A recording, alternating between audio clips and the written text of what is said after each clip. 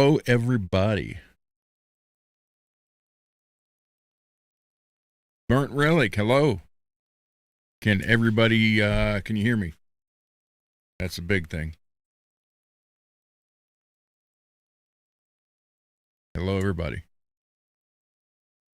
Sorry, the screens or the pictures a little fuzzy. I'm using the free StreamYard, so I don't have hardly anything that Johnny's got. I can't go high definition. It's 720 is all it's going to be. So I burnt, I greasy, Barry Rich, MPN, Rocky. What's happening? Yeah, this whole, even though this is my third year, into my third year with Johnny, I've never ran StreamYard whatsoever. So I've only did last week and this week, and I'm finding out I don't know hardly anything about it. So, but you guys can hear me okay. Everything's fine as far as that goes. Hey, Mr. Wood, what's happening? Brain call. If you got his number, call him. He's actually right now. He's I don't know if he might be on his way home. I have no idea. He might be on his way home now. Okay. We are, and today I'm kind of excited because I ended up getting the 3D printer, and I've been using it and learning as I'm going with it, and it's only going to get better. But I tell you right now, the stuff that can be done on it is unreal. No, Mr. Wood, never did, never will. I ain't never done any of that by 60 years old. I don't plan on doing any of it now. But it's interesting getting that that thing because it is it's crazy. I mean, you could literally 3D print a guitar. I downloaded a file to print a Jackson neck. I didn't mean, it. It would be interesting to make a whole Jackson neck out of that filament, and you add your own frets to it and everything. But yeah, I don't think there would be a truss rod adjustment. I mean, I'm sure you could put one in. I have it over at the bench. I moved it to the bench. Yeah, it's a filament, and there's different types. And I'm still learning, and I'm experimenting. I got the regular filament, and then I got one that's called silk, which it's smoother, I guess I could say, and it's there's I mean, you got to go in, and there's all kind of settings. There's your feed rate, your filament temperature, and then when it comes out of the nozzle, the base temperature that you have to have. So it's got like I'll show it here in a little bit. I got everything at the bench. I'll show you how we could do it. But we are going to make live, if you guys stay around, the giveaway for tonight.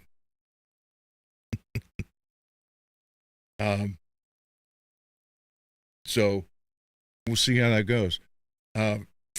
There's so much. I mean, I was just, and again, I'm one page into 1,000 on how to use this thing,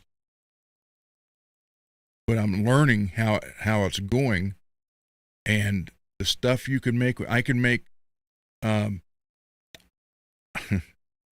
can make pickup covers, pickup rings. even the strap buttons,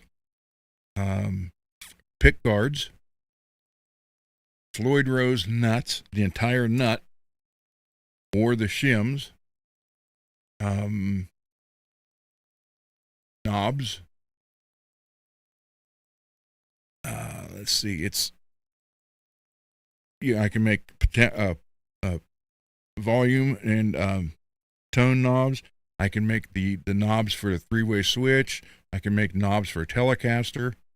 I'm just amazed. But what I liked about it was the fact that you can make tools to help you work on, well, anything. I'm making them for guitar. It's just, it's, as example, I'm exaggerating with the book. There's a book of all the knowledge like this, and I'm only like that far into it. But I am able to do some pretty cool things already. And like I said, it's only going to get better.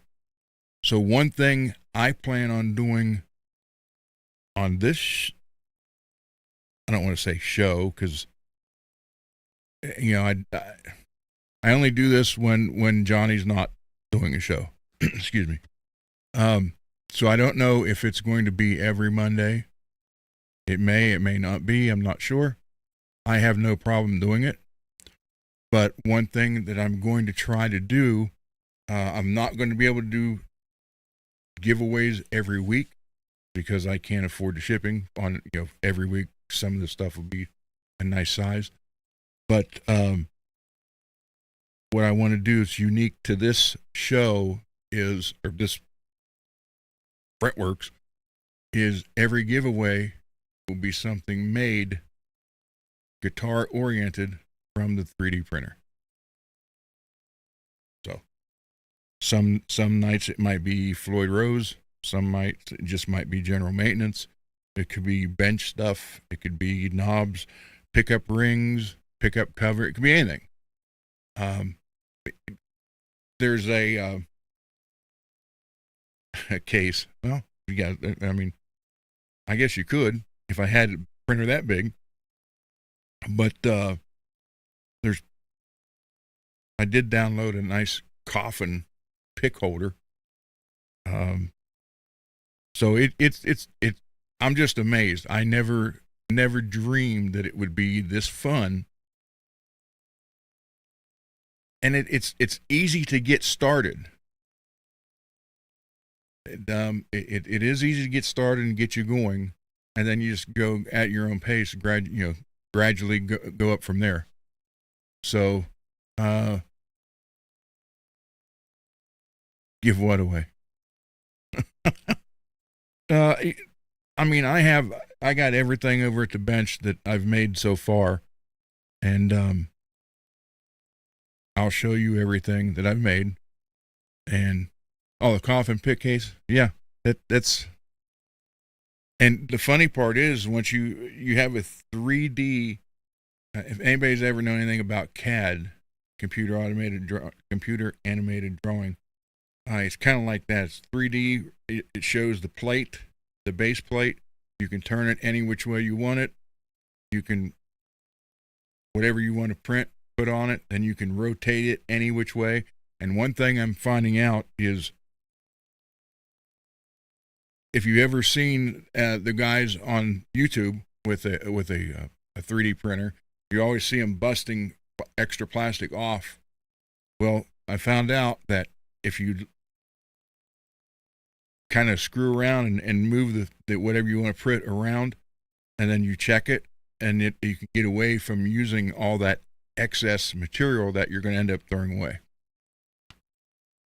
So yeah, it's pretty neat. I'm shocked. So now update. Tomorrow I plan on spraying the last clear on CC's guitar. The last time I did it, you saw that, and it kind of crinkled. So I got all that sanded down back to level. and there's enough clear on it now. The 5150 decals on the back were stuck over the paint. I paint it and put them on, then clear. You can't feel them now. They're smooth with the body. So I'm going to put 2 more coats of clear on it. Hopefully this one doesn't crinkle, and then that one will be done. I can get that back to CC. Dane's guitar is now all in primer. I'm deciding on 3 different colors. I got 3 colors choices. And then Rich, your guitar is will be all white tomorrow with the dots on it. I have to make the dots in the morning. I made some, but they were 3/4 of an inch. I want to make the 1-inch ones. And then get all that stuff on there. And so those 3 will be getting close. Back to the scrap material. Can it be used for other stuff? No. Paint supposedly sticks very well, Mike. I haven't tried painting any of it yet. I don't know. I think I have like 7 or 8 different colors I'm printing from right now. I have to change the spools if I want to change colors. Mine doesn't have the ability to put 4 or 5 spools on it and then it will automatically change itself. I would like to get one of those eventually, but that's way down the road. This right now, my main thing was, if I want to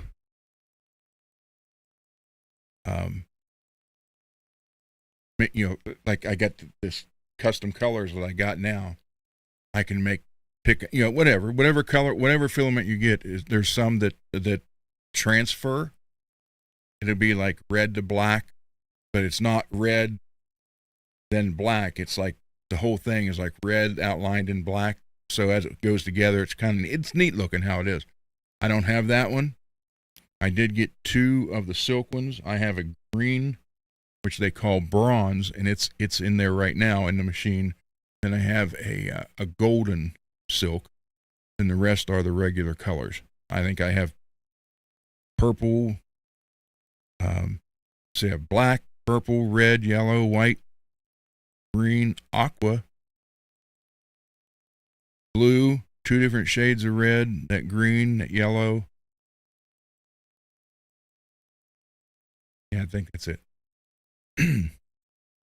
I heard something about that, Mike, that you can melt down the excess, but I can't make it into filament. I'm sure somebody can. They make it, that's how they would make it anyhow. And if you would take all those colors from all the scrap and melt them, God knows what color you'd end up with. But I think it's going to be pretty good to be able to make the giveaway.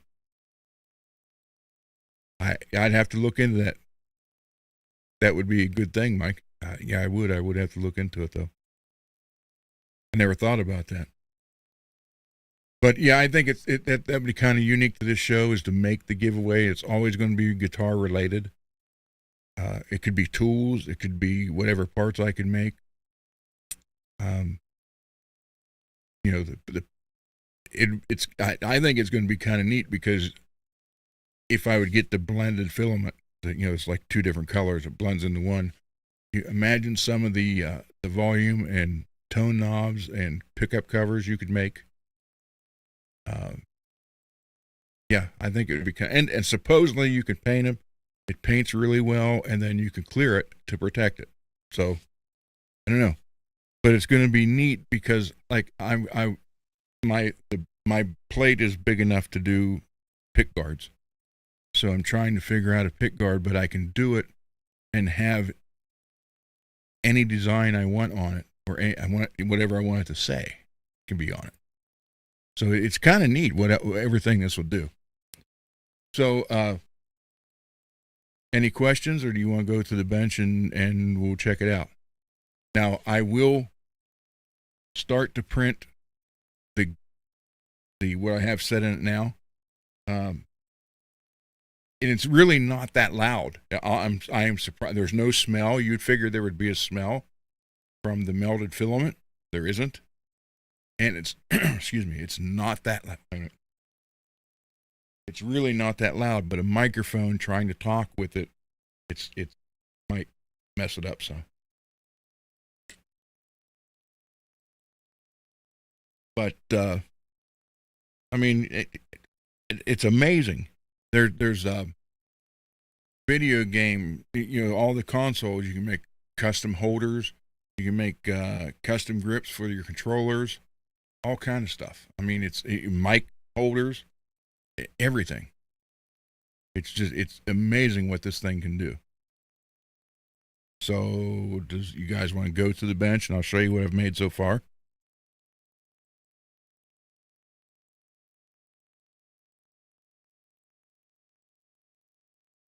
Anybody? Go to bench. All right, well, let me switch the cameras. If I can figure out how to do that on here.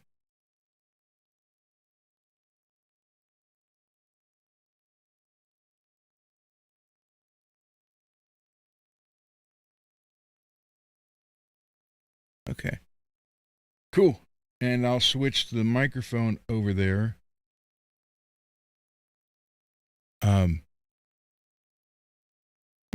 When I start to print though, we'll have to figure out something else.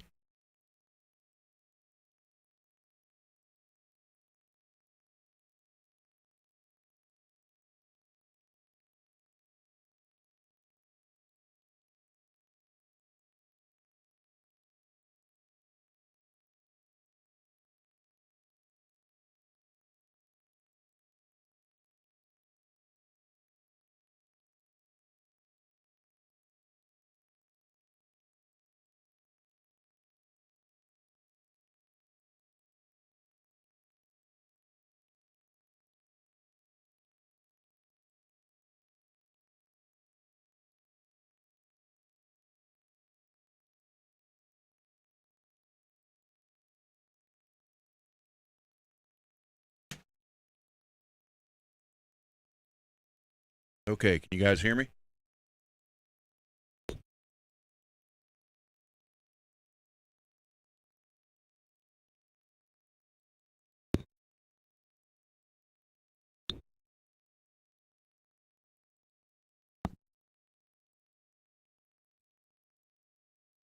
I'll have to make a better mic thing. So this is the printer itself. You see so it's pick guard size for I'd say a Telecaster. Can apparently buy an extension plate, from what I understand. I did have a camera, so as it's printing, I can be at the computer and watch it do its print, and then it just I mean, so let me show you. You get this cutter with it. You get this bag of tools. And then one of the things you can print is a toolbox that will have this logo on it, and it's made for these tools, so the whole bag will fit in there. So one of the first things I wanted to try was I've never had the volume and tone knob puller other than the ESP one, the metal one that rocks. The ones you can grab and pull, I've never had one. So I made one.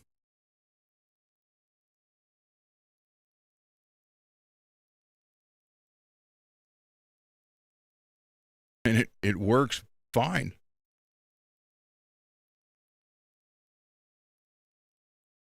That's one of the colors blues I have. Although it looks green on the camera, apparently I'm looking at it.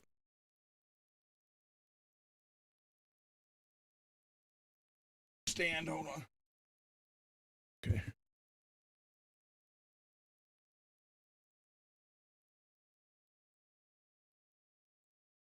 So yeah, I made it. And then there's also another one that's basically the same thing. except it also has the ring. And what you do is slide it under the knob, slide the ring down, it pinches it, then you just pull it up. So yeah, I was freaking amazed at how well that turned out. This was one of the first guitar products that I printed. Then I thought, I have people all the time when I do work on their guitars, or if I end up giving the ones away that have the Floyd Roses on them. There's no, I hardly ever have. I always give them the Allen wrenches. I hardly ever have the holder that screws into the back of the neck. Well, I went ahead and made it.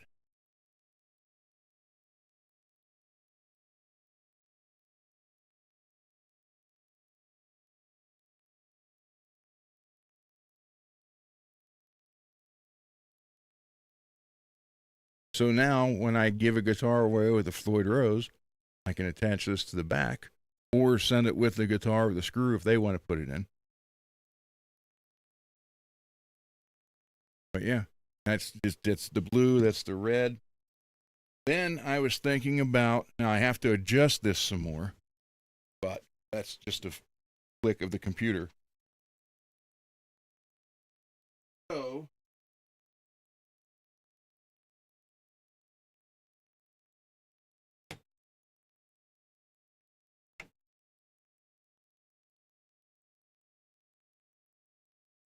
for those people who are afraid to use a router when it would come to cutting this down to install a Floyd nut. So as you see, it's obviously on an angle, so you have to come across the router and cut that flat to make that work for a Floyd nut. And that stops 90% of the people from doing that because they're afraid to do it and ruin the neck. So you can't take any off the neck. And if you go down too far here, you'll hit the truss rod, although this one's not so bad. The truss rod's way inside, so you got lots of room here. But there had to be an easier way. Because not everybody's got, wait, let me move this up.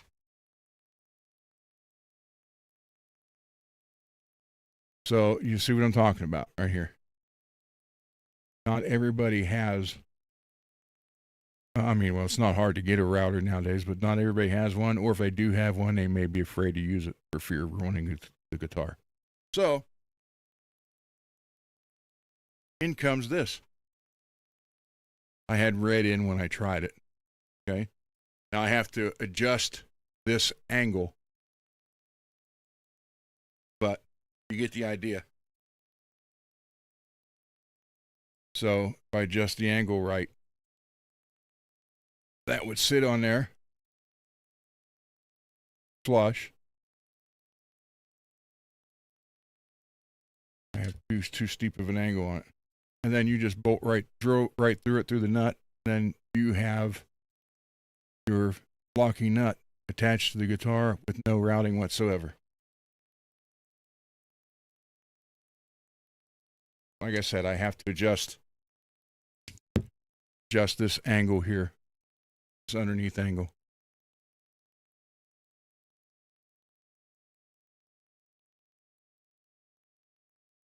So if I move it back, and I guess I could just make the deck longer. So if I move it back, it's right where it needs, angle wise. I just have to make the deck longer. But it works. And this stuff is, I can't break it.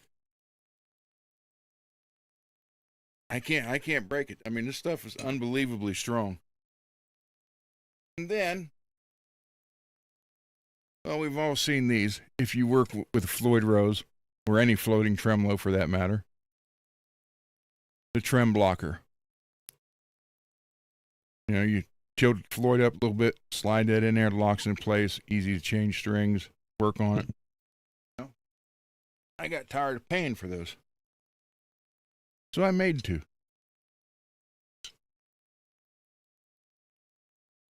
This is the green. It's like a green bronze that's in the machine right now. So there you go. And it just prints. It ends up printing like that. When you're done, pull it off. Yeah. So hell with paying $15 a piece for these now. This cost about probably 50 cents, 60 cents to make. I got to put the foam pad on the bottom of this one. I got the foam pads for them. But yeah, I mean, it's like, hell, why buy them when you can make them? So, let's see. Then, I made a new neck cradle last night. This is one design out of two. And this one used a crazy amount of wasted material in the middle. So I have to figure and I'll show you, I had it. Looks like a football tee, actually. But it works fine. It's got the slant that way. If you got an acoustic, it goes that way. So it was on the table this way, sitting like that. And as it did, all this was filled with waste material on the inside. And you can see. So I found out after it was done, if I would have turned it up this way, printed it like that, there would have been no wasted material in it whatsoever. Right, can you see that? About that.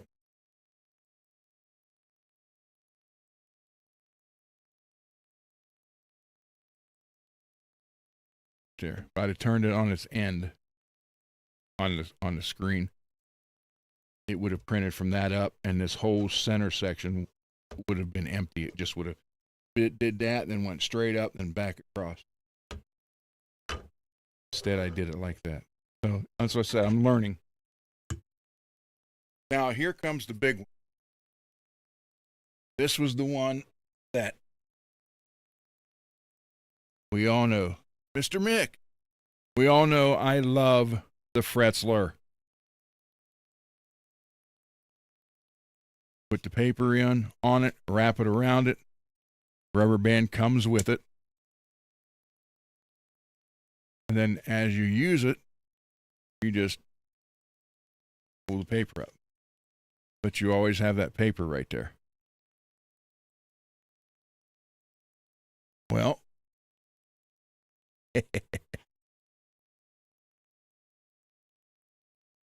voila.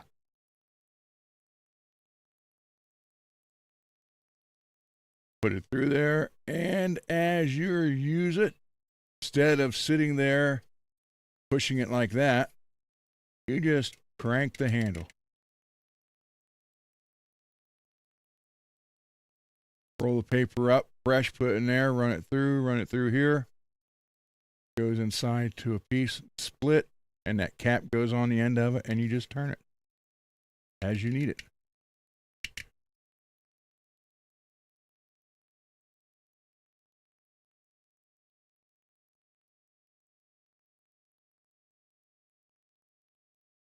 So this one is a wide, and here's another thing.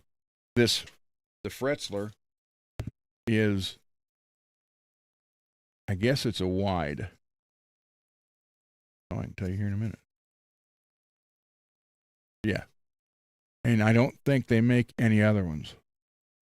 So it's kind of like one for everything. Well, let's fix that. There's wide. Here's extra wide. This is the silk gold. Same deal. Done. Turn it. And here's a medium. Here's another extra wide. Now I cannot sell these because it's not my design. But I can give them away. These take about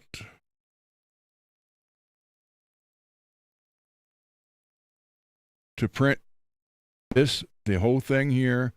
Then you have to print the cap. Then there's this piece that goes all the way through that's slotted that holds the sandpaper in there. To pull it, you're talking about an hour and a half to print all three things. This takes I don't know, 20 minutes, 25 minutes, something like that. This took a while. This took like 2.5 hours. But again, this was all full of the wasted stuff. And I thought, man, if it didn't have to do all that, it would have cut the time in half. So that's what I've made so far on here. Back out of the way.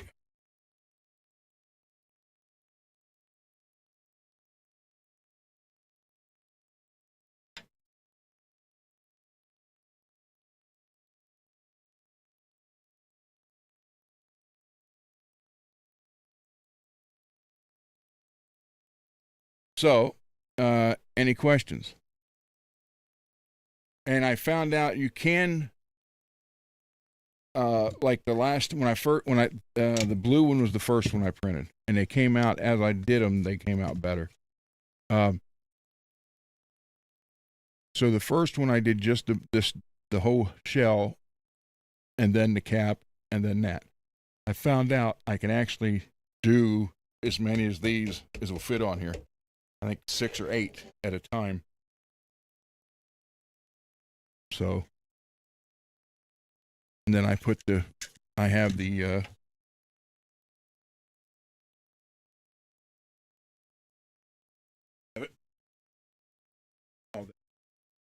from Home Depot, the padding, self-adhesive. So I just cut it, stuck it on there.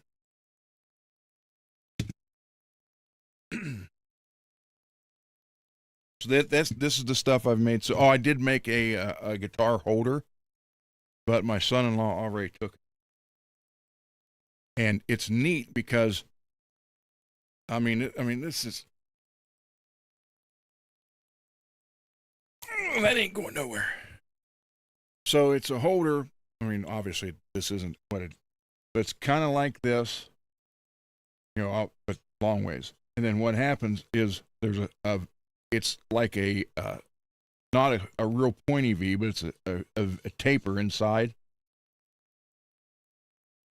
And then there's a piece that also prints, and that's the part you slide on or bolt to the wall, and this slides right in and locks in place. He loved that, so he took it. These take a few minutes. This a few minutes. This a few minutes. So, but there's not. I'm telling you. I mean, it's freaking amazing what this thing will do and what you can do with it. So like these could be a gift, giveaway, giveaway.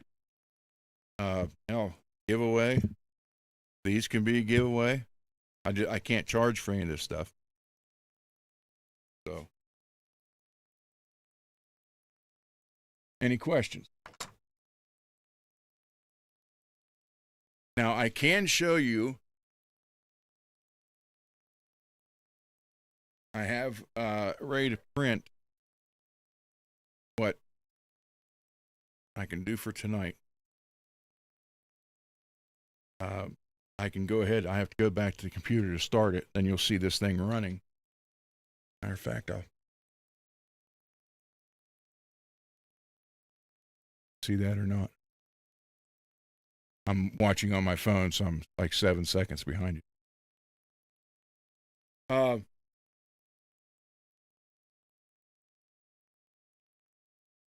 See what I can do. Out of the way.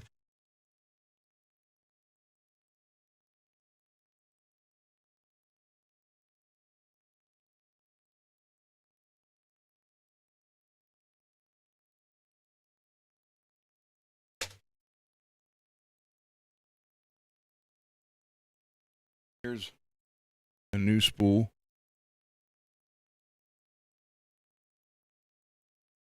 And I made all this red stuff. And like I said, this took over 2.5 hours. Plus the wall hanger for the guitar was in red. And that's all it used. That little bit. When you can see the difference. This black's never been used. So it doesn't take much. Basically, because this is a 1.75 millimeter filament, but it comes out like a needle. So it's almost like get twice as much as you have here. So this is, I opened this up. I was going to use this tonight on the show, but I already had the green in it. So that's the red, green. Here's the blue. Did a lot of stuff with the blue, including I made a gravestone, rest in peace, and a couple bats and other stuff that my daughter took. Then here's the gold silk.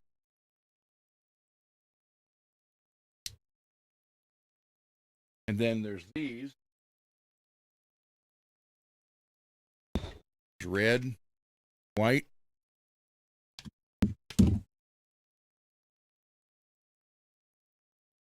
yellow, and orange.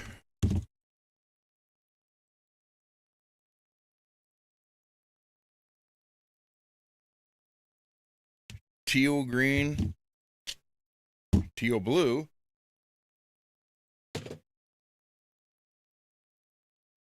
blue, and purple. Yes, Rich, if I had pink filament, I could use pink, but I'm not buying pink.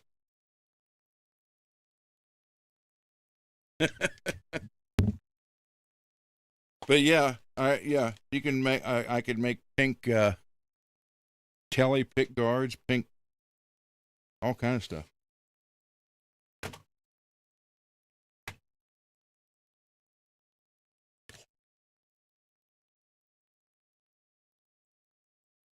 Stuff out of the way. If I would have thought about it. See, there's upgrade kits you can get for this one, which is the camera, which is on it, and then two like LED lights that go up these two side channels. But there's no way to get where I can put 4 or 5 filaments on it and let it interchange. You have to go next step up from this one.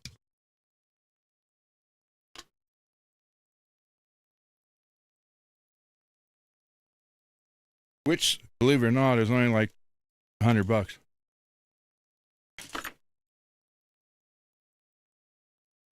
Let me turn. Oh, also made. Wait a minute. I did make this last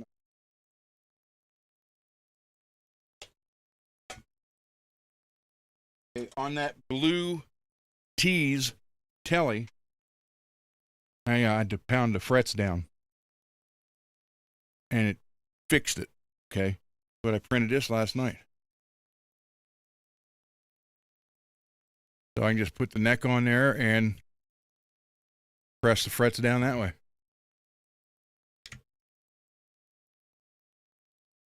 That's why I say I didn't make it wide enough, but it still works. It's still on there, nice and tight. So it's not like I mean, I could even use it to install frets, but I use a hammer I use the brass hammer and the polymer hammer for that. But this was just something that, like, you have high fret, instead of pounding them down, you want to try it. The reason that broke is, as you can see, it was a little bit smaller, and I literally ground away a little bit of the edge of the bracket itself, and then I used a hammer to pound it on there. And right when it got to the end, it popped, but it's still on there. So just to help press frets down, that works fine. So you got your pad on the back, so you're not hurting the neck, and it just Squeeze it. You got your frets pushed down. Is it quiet? Believe it or not, it really is. You don't need earplugs or anything with it. It's just the microphone is going to pick up everything. Let me turn this. See, oh, here's the green. Well, it's on it. This is silk green.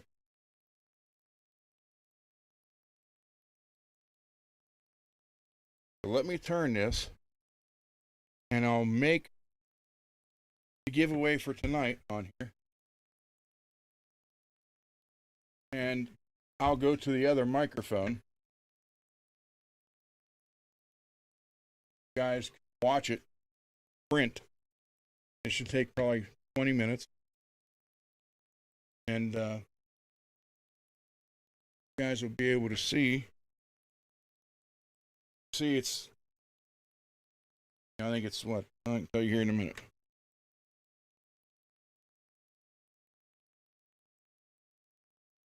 $14.25.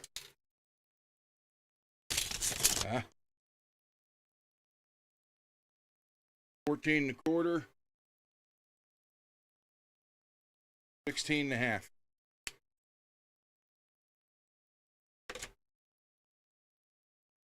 So, oh, I might have to sure. After Wi-Fi shuts off after.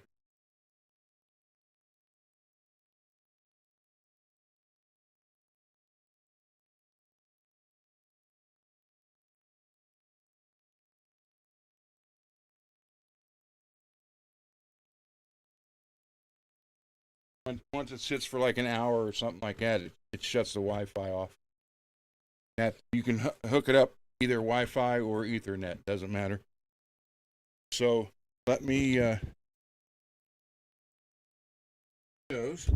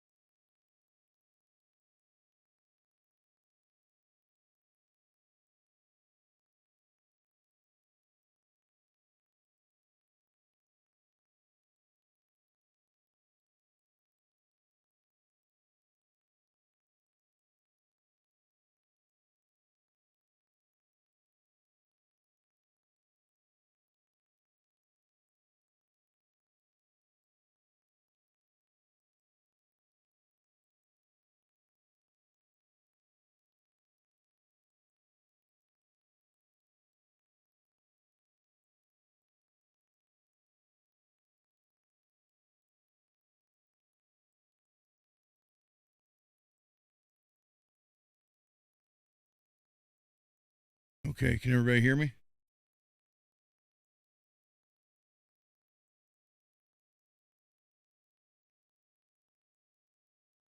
I'm back. I'm back on the main microphone right now. Can you guys hear me? Yeah, that way you can see the screen too. You can see it's preheating.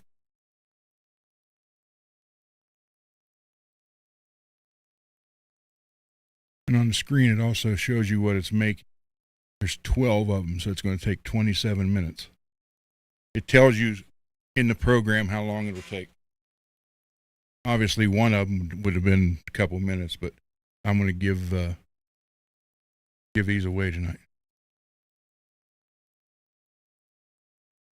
So it takes a minute, a couple minutes, because it's got to get certain temperature to melt the filament, and that base actually gets hot too to hold the filament in place. But there's no, so far, I haven't had to use anything. It prints right to that base.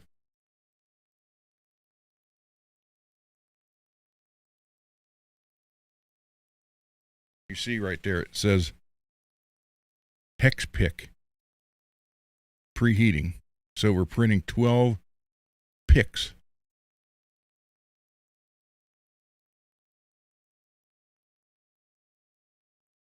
I'll give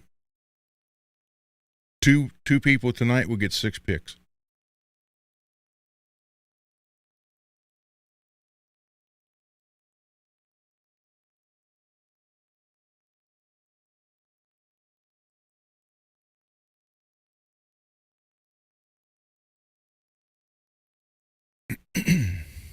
But I'm amazed how this thing works. All right, now listen, I'll turn the mic up over there.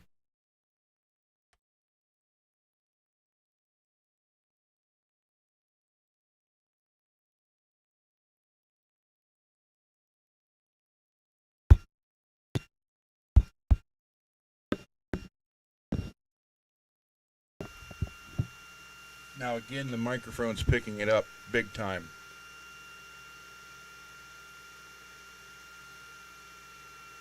But you'll hear it once it starts printing.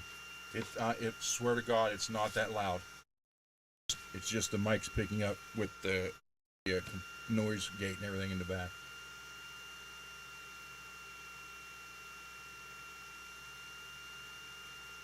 What shocked me was how fast this thing works. There we go.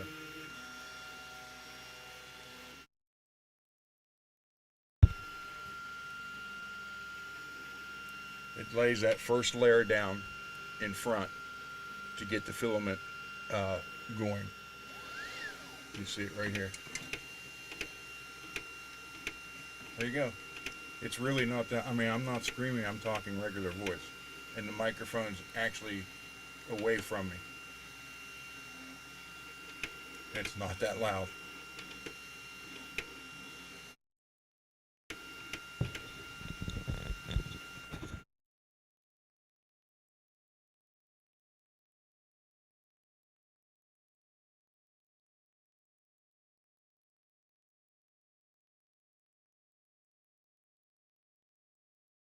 Okay, you'll see stuff here in a minute. There you go.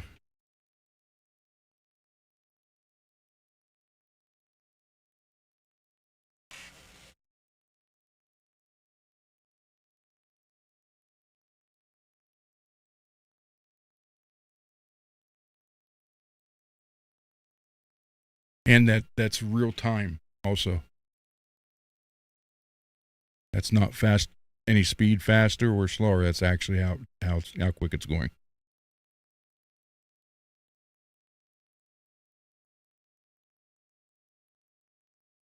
And it does a few layers on each one. It'll lay the initial ones down first.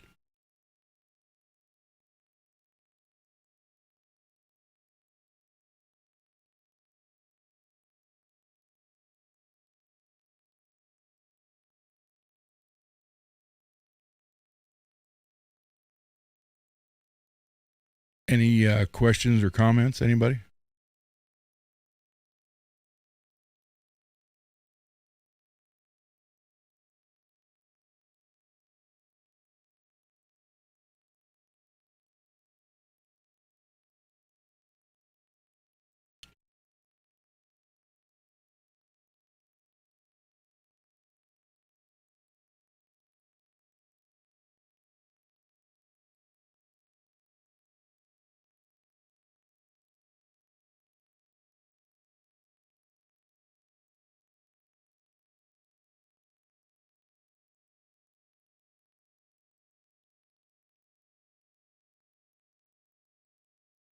$13 to 25, depending on which one you want.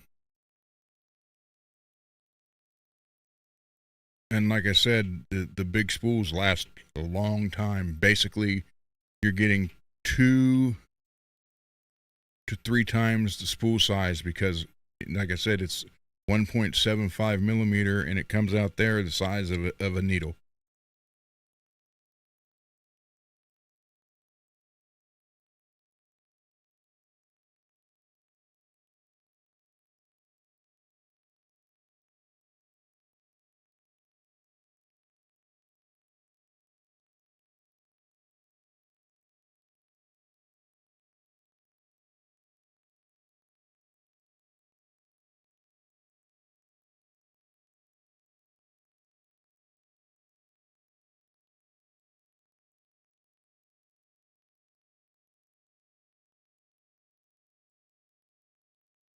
We're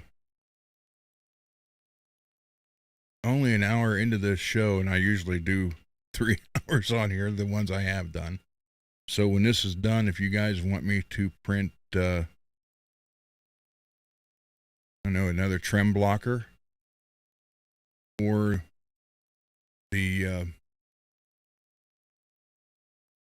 fret polishing. We can watch it while we chat in the chat if that's what you guys want to do.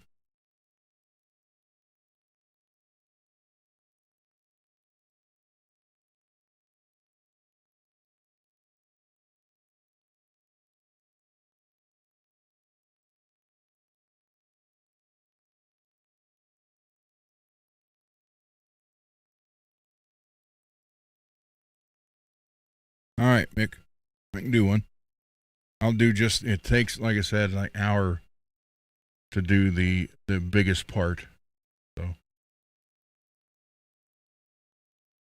when these are done, I'll set it up for that. It'll be green like this.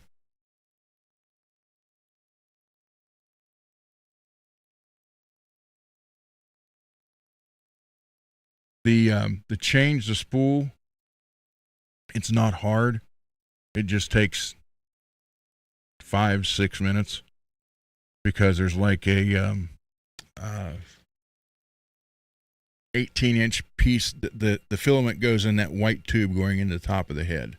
So from the spool to there, it's about 18 inches. So you have to cut it off at the spool. Then you got to feed it through, like load the spool, and you got to do it like 5 times to get it all out before you put the new one in. We are printing 12 new guitar picks, Steve. And I'm going to give 2 people 6 of them tonight as a.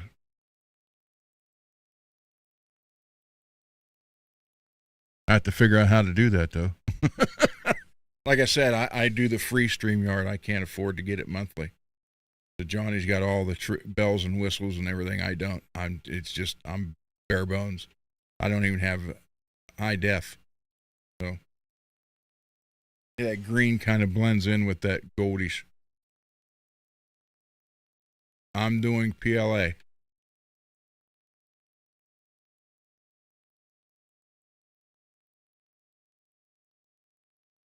I just got into this, Steve, last week. I'm new to this like you wouldn't believe.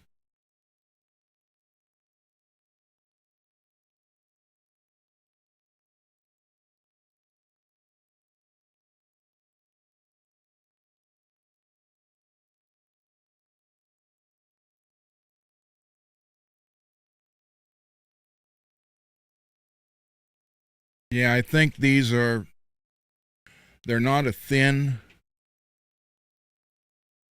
so they're medium or like a thinner medium, but they're in between thin and medium.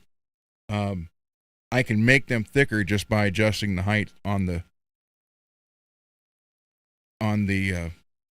printout, but I just left it as it was right there. So it's also making hexagon holes in every one of them.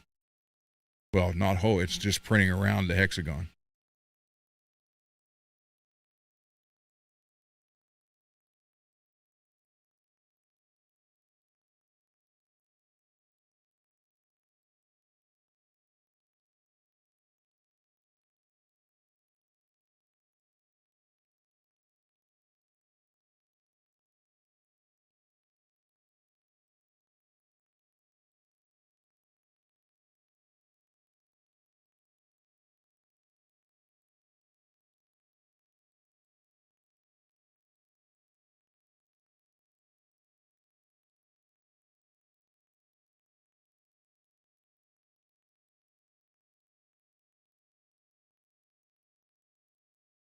Cool. Rich, I found one on, but I kind of changed it. So I used it as a basis and then went from there.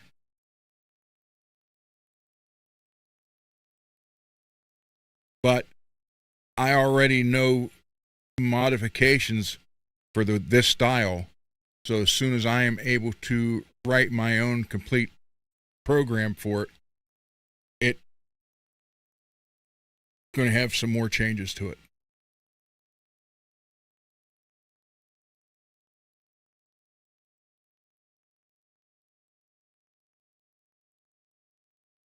If you look at the screen, you can see what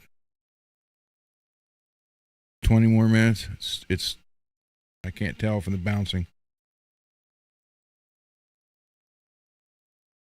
That's printing 12 pics, so obviously you only did a couple. It could be a lot quicker.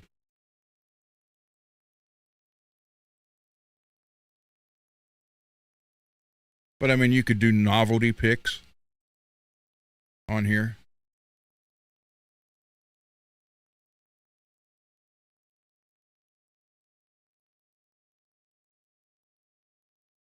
That's actually a PLA silk filament there, Steve.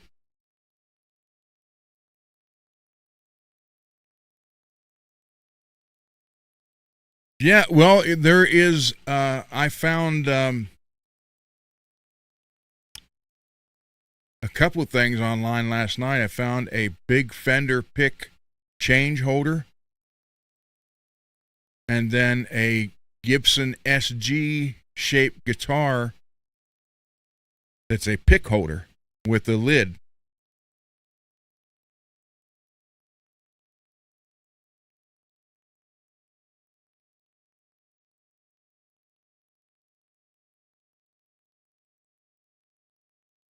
I'll turn that mic back on. Hold on.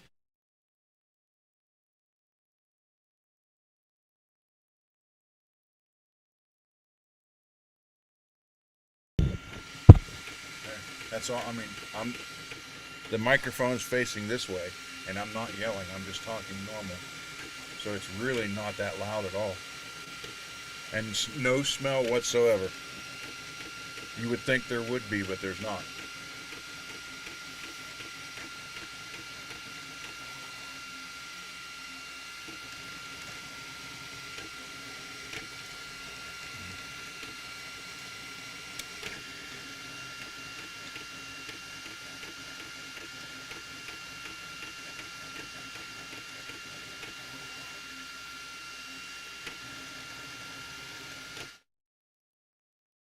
Yeah, so it's not that bad.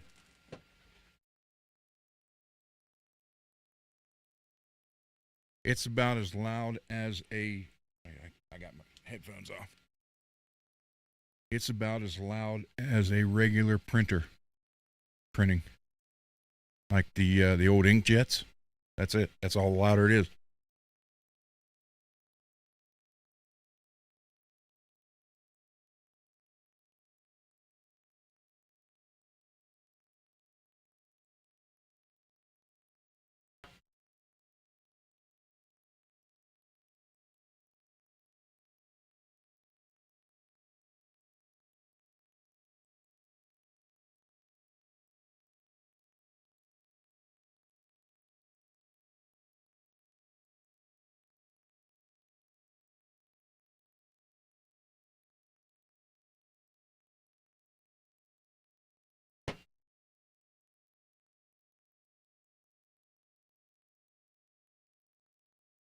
That is a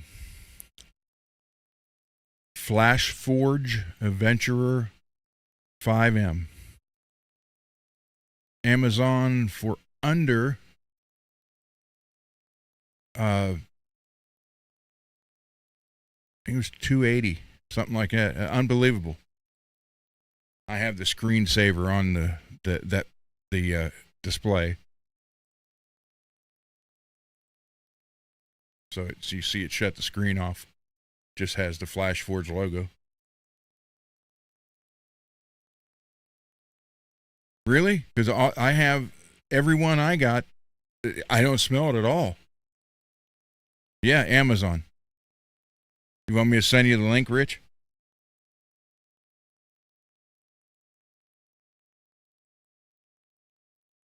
Oh, wait a minute. Well,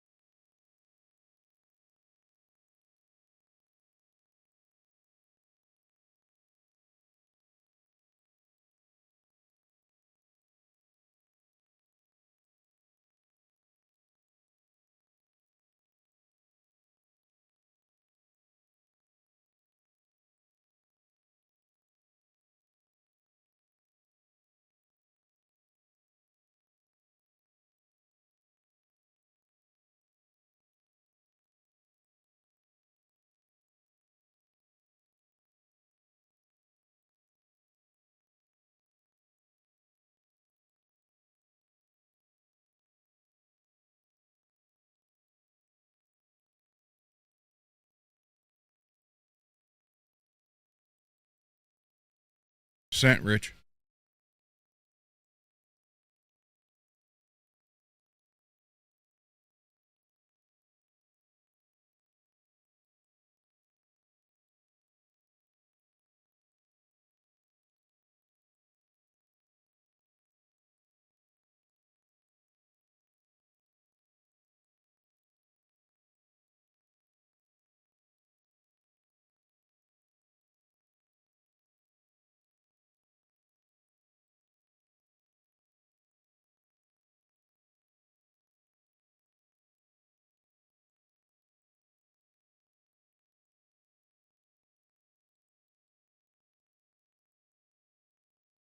Yeah, this thing hasn't shut off. Well, I got it Wednesday last week, and then I left Thursday. So all day Wednesday from 9 a.m. until about 3 in the morning, I was messing with it and had it running. And then when I got back in town yesterday around 1 or 2 p.m. till now, it hasn't shut off. I've been making stuff. Michael B., hello. Welcome.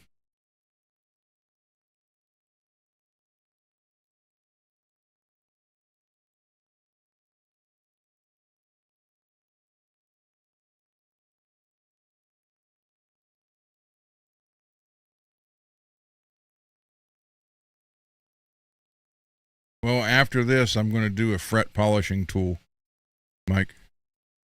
This is just printing 12 picks.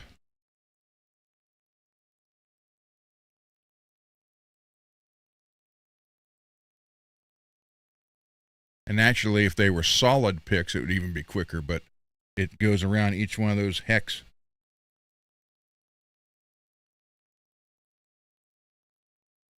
Which is what is right there, that little, that's the.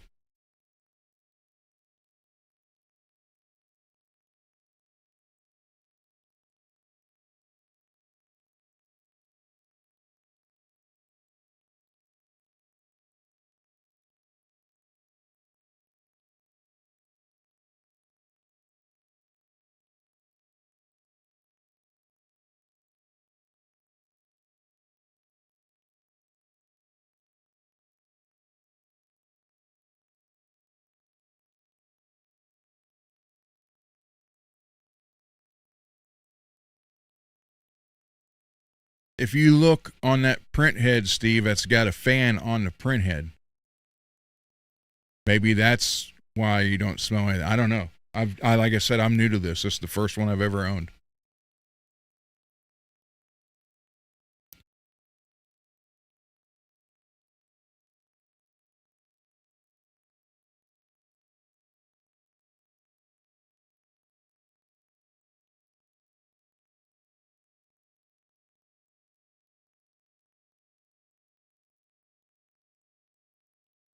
They're close to a medium, but maybe a little bit more. But you can make them as thick as you want. When you go to the print, you can just increase the level.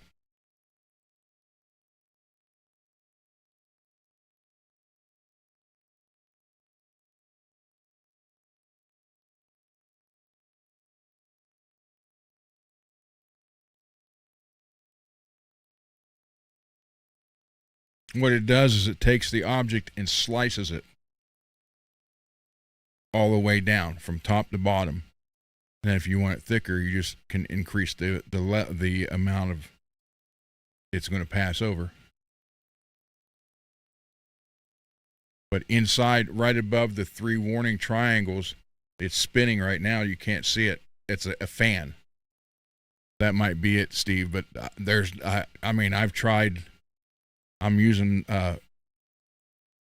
Flash Forge, Filament, and 2 other brands, and I haven't smelled anything.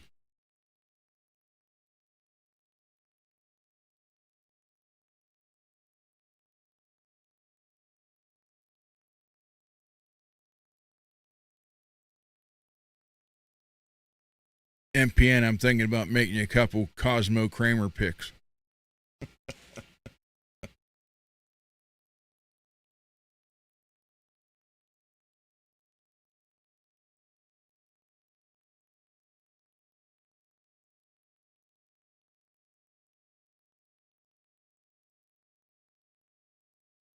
Have it engraved in the pick. Say Cosmo Kramer.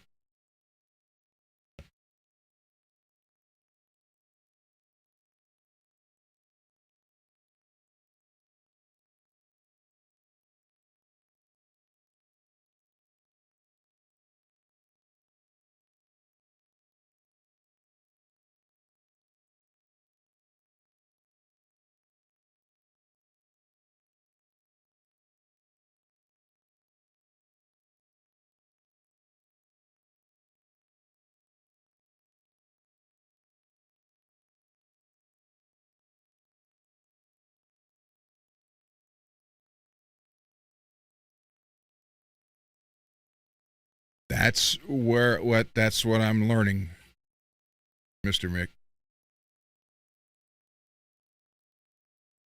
There's a program that comes with this that you can create your own stuff. It's like a 3D image, then slice it, then print it.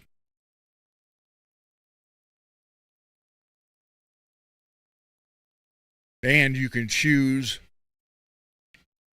like, there's strength, the filler. Like, if you're, well, you'll see it when we start printing the fret polisher. It does the outline and the shape, then there's filler in between, and you can change the filler to make it even stronger. I mean, not the filament, but the filler.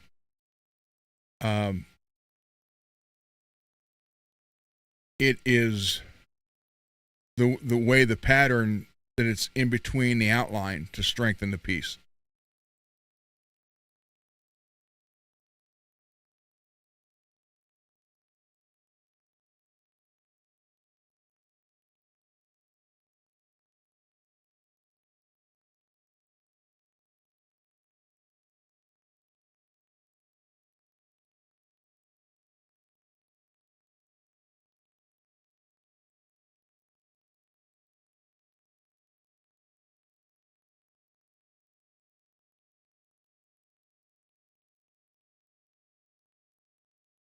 $24, damn.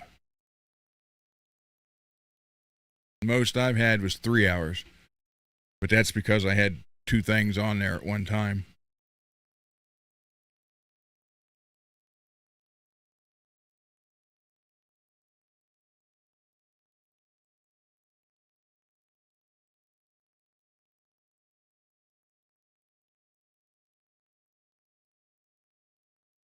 Okay, see, there you go, infill. I have no idea what I hasn't even been a week yet.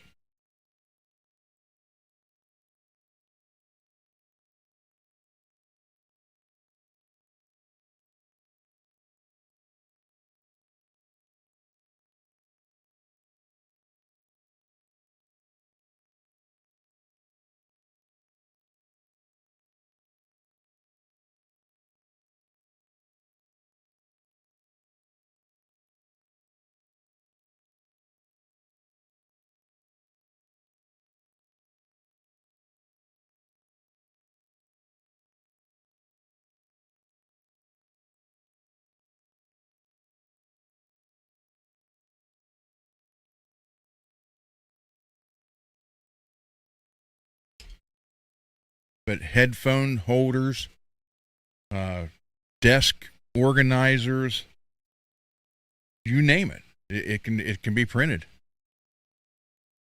And if your space is, you can print as big as you want, as long as provided you got the space for it.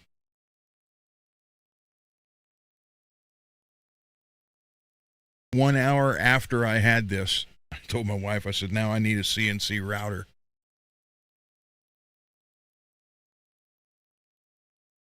Well, once I figure it out, Mr. Mick, I'd be glad to do that for you guys.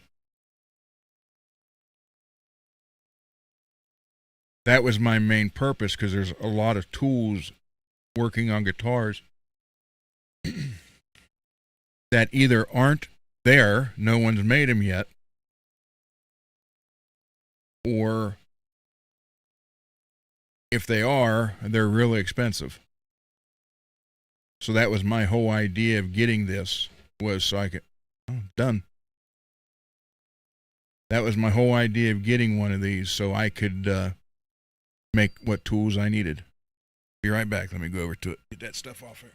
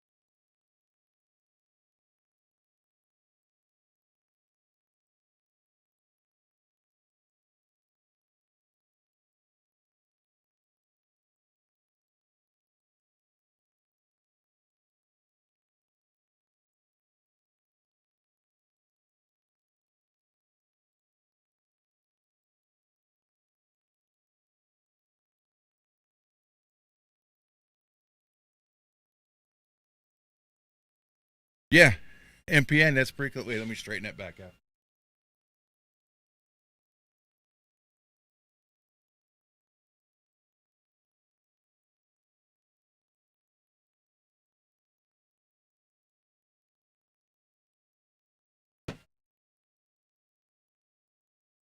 Okay, wait. Let me get off my screen here for a minute so I can go to the software for that.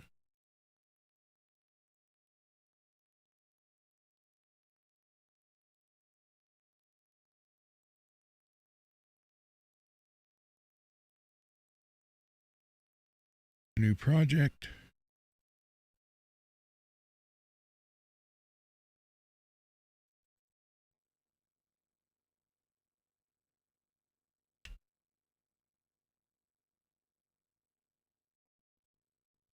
Yeah, it's done.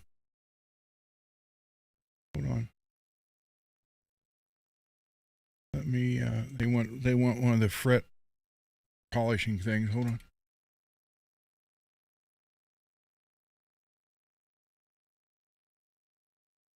I'm going to change the filament too, because that green's hard to see, and you guys want to see how this works, or how this one's made.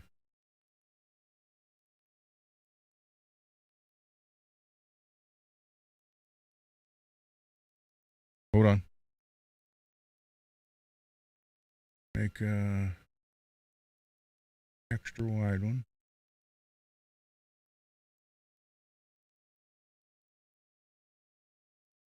You know what I can do? Wait a minute.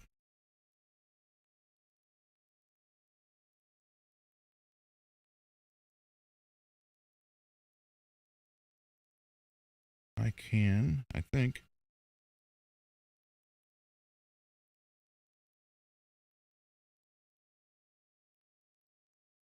Okay. So there's the whole tool, and I'm actually recording a video here on the phone to show you. So what I'll do now is I want to do it on the end.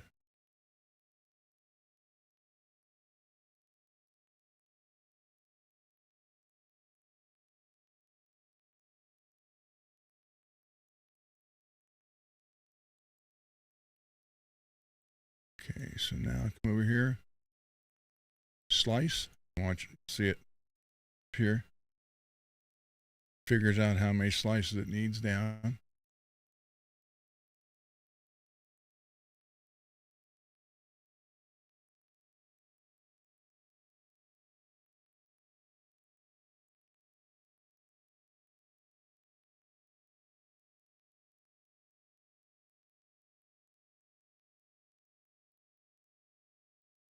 Come on, come on. Because this is a very okay. So then I would come over. Now let's see that green. I know you can't see what I'm talking about right now, but the green it's showing on the screen is the throwaway stuff. So let me change the filament while I show you this over there.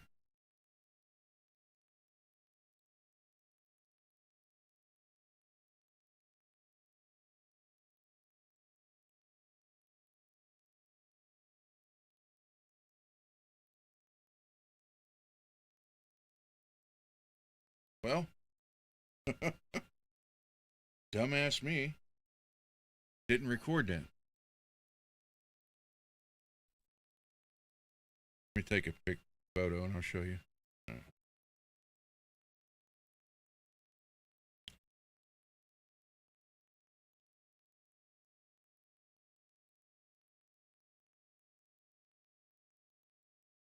Sorry about that, guys.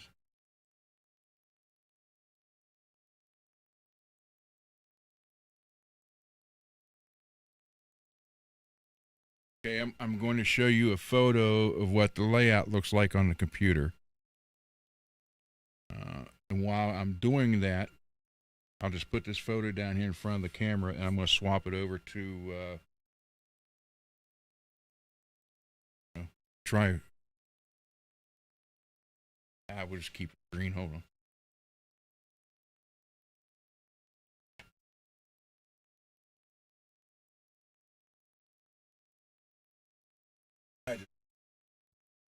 Had to turn this mic on, but as you can see,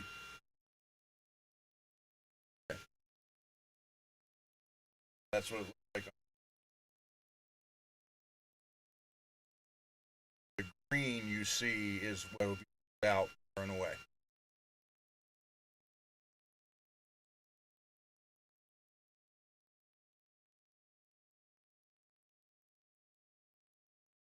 All right, I'm going to start fret polishing thing.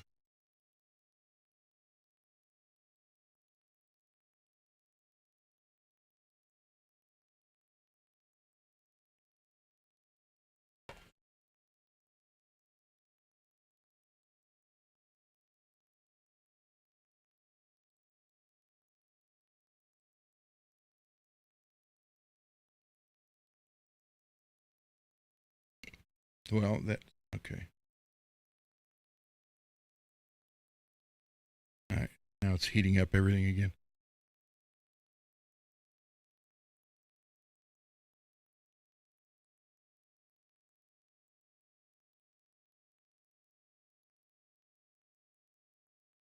All right, once it starts heating, be good to go.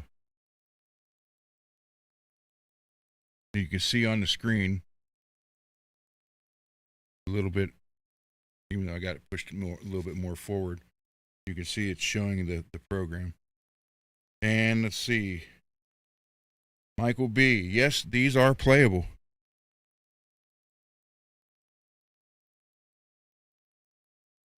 Yeah. Yes, they are. I have the base that you're looking at right there on the screen is a textured base. I don't have the smooth base. So it's going to have everything on whatever's on the bottom has that texture to it. It's preheating everything right now. Here, I'll hold one up while it's doing it.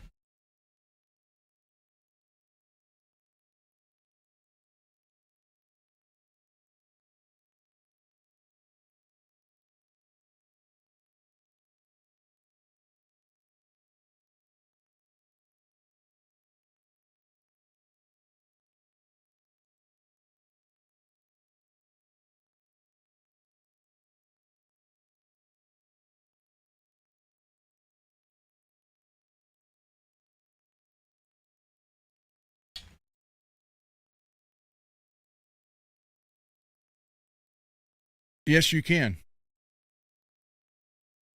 Real fine sandpaper, you can.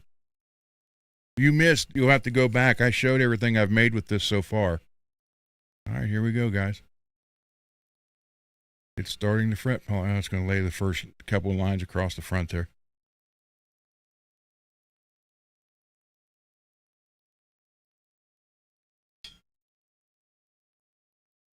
All right, here comes the outline.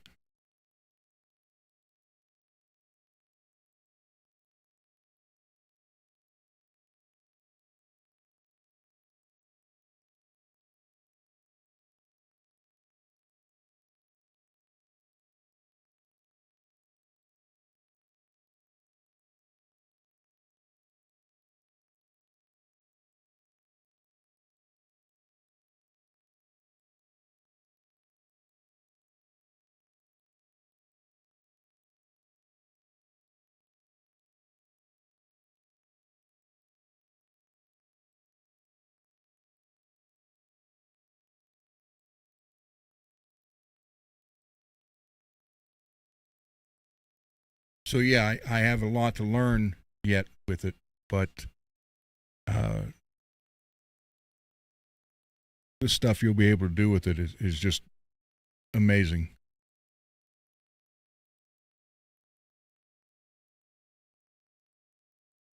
And this one's under $300.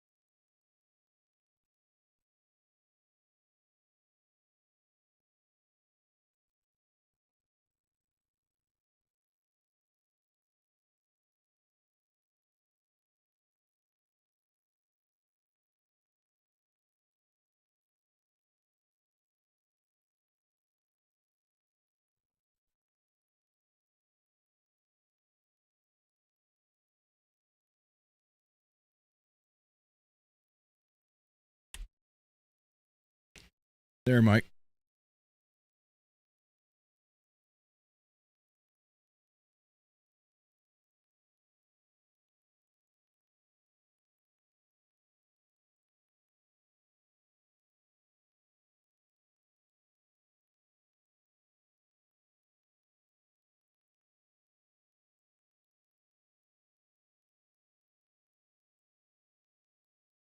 It comes with some things programmed in it already. So like you plug it in, it goes through, and within 30 minutes you can be printing with it.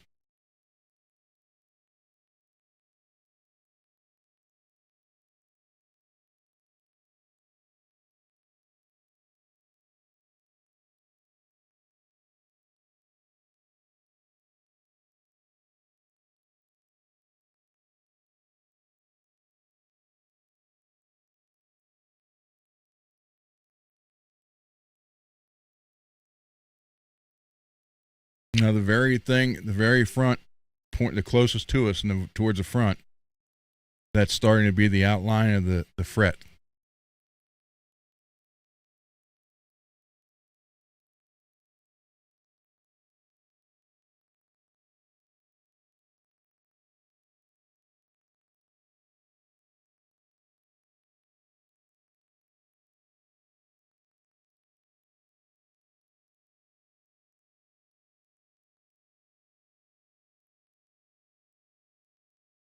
Any other questions, anybody?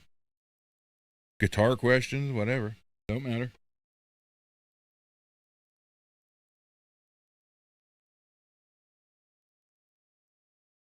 Rich, did you order it yet?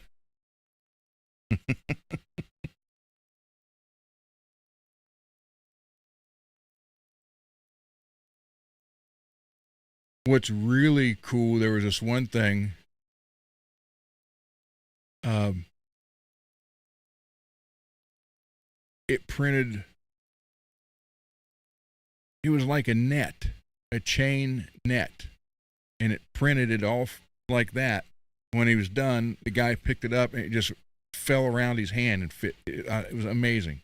No, it's not. It's not any.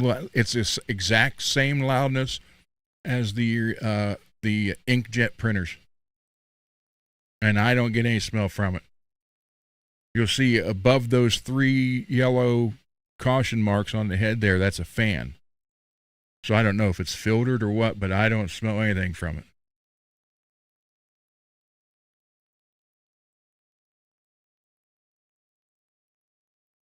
Now the outline, it's flat, looks like striggly lines.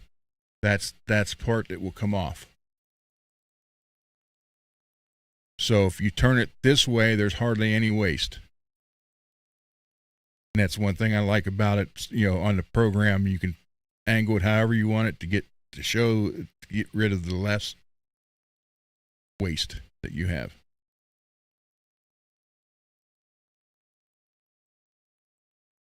And that's actual time. That's how fast that thing goes.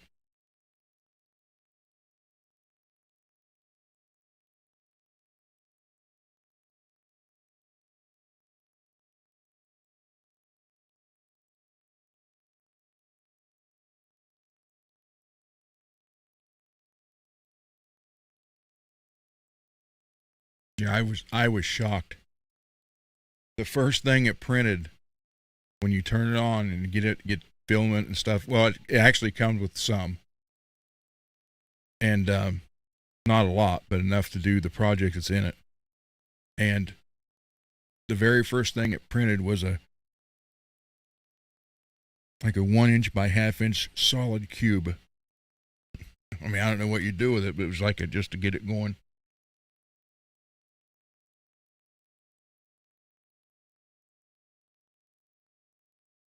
So that is printing a fret polisher, Mike.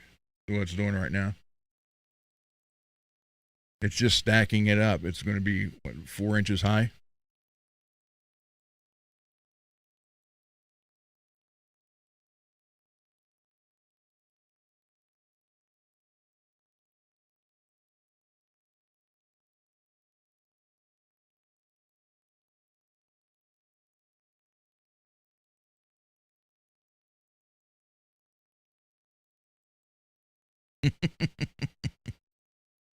I've never heard that, Mike.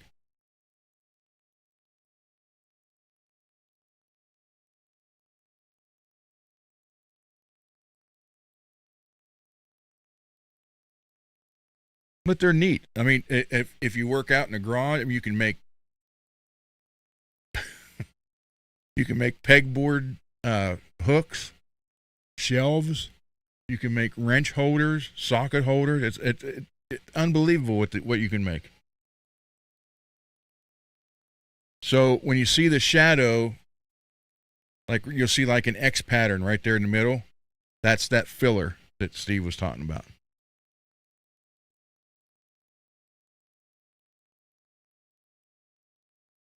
No, it's not brittle. It's flexible. It depends on what you make. I mean, I've made a guitar hanger for the wall. That's like I even showed a little bit ago. You didn't see the beginning. I even made a new neck support for guitars for the bench. If I can figure out how to make there is a program out there where you can make a flux capacitor.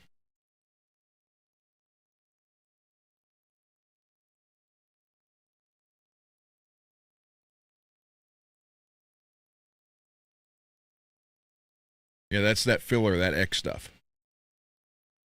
That goes all the way through it. You can change the pattern to make it stronger or weaker.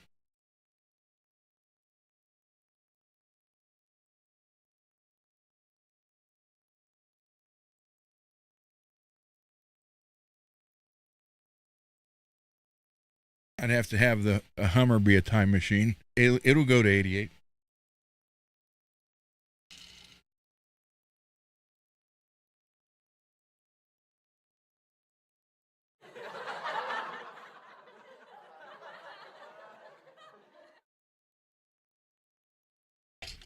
You can get the spools anywhere from $13 to $25, and they're like 2.5 pounds, the big ones.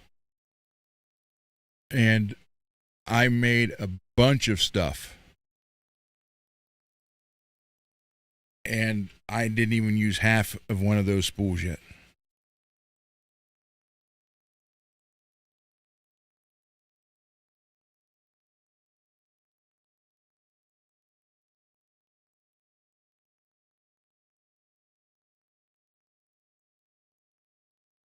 But you can make desk organizers.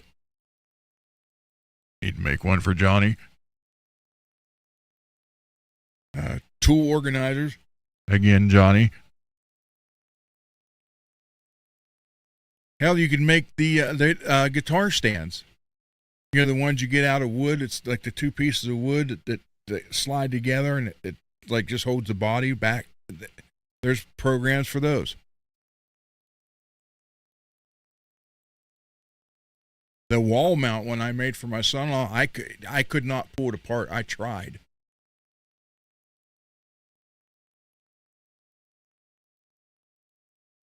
Well, ask Steve. These things are they can be extremely power or strong.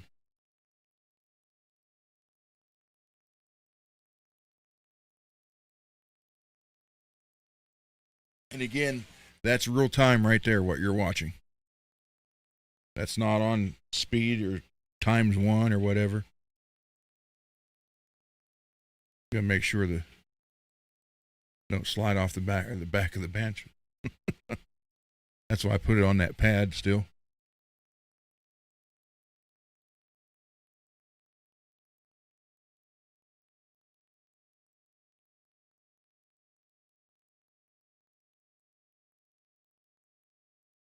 I'll show you, Mike, what that's going to be. I got one that color already made earlier.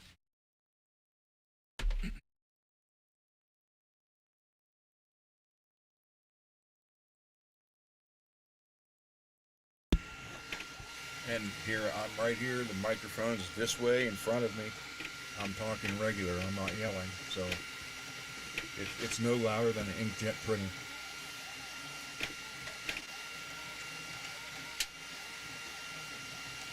That's what I'm making, Mike. Fret polisher. Turn it as you need it. Extra wide.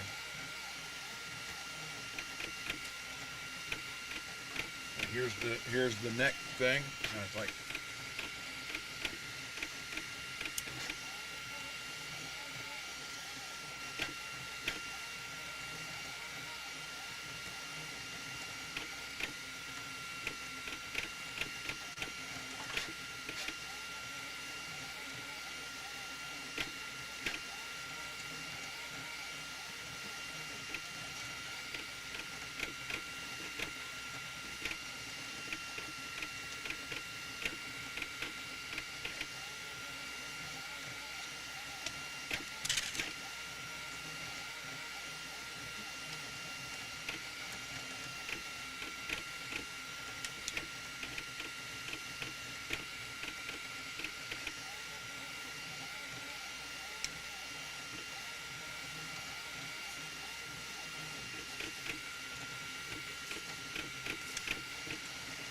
these are all different fret widths.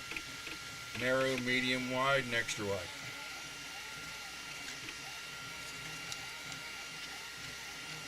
Let's see if I can see this from the side here.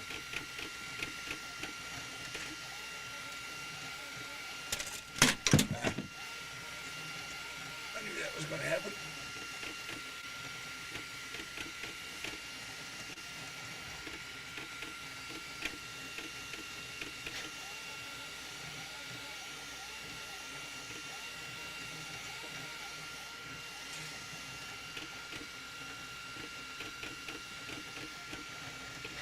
can't mount it to it because it's too shaky.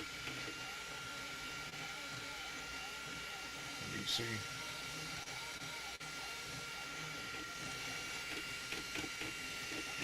Yeah.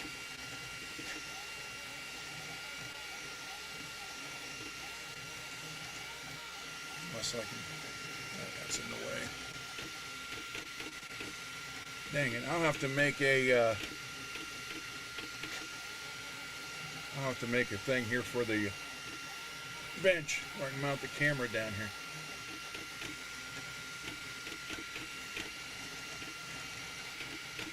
Oh, I can also, I didn't make this, that's acrylic, but you can make templates and everything.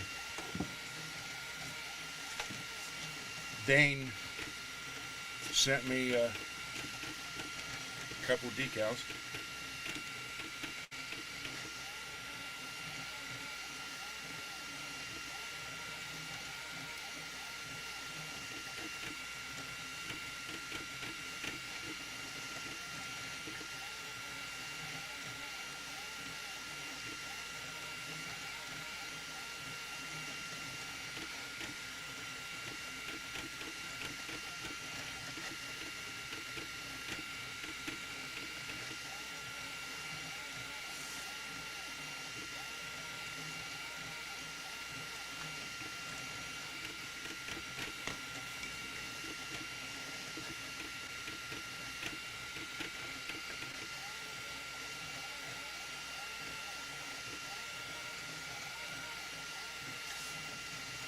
I'm gonna mount that right there.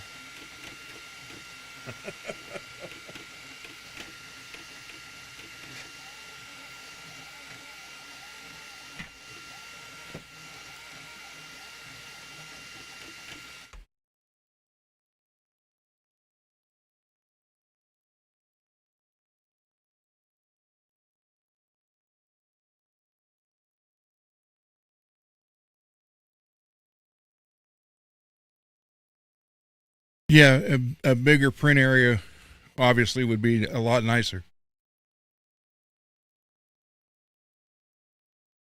But again, this is my first one. I didn't know what to expect.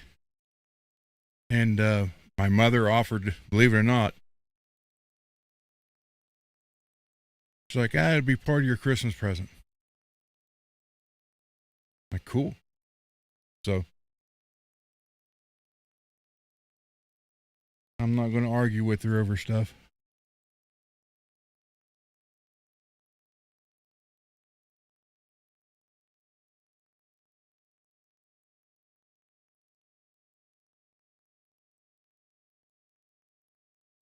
Yeah, I was surprised how fast this thing was.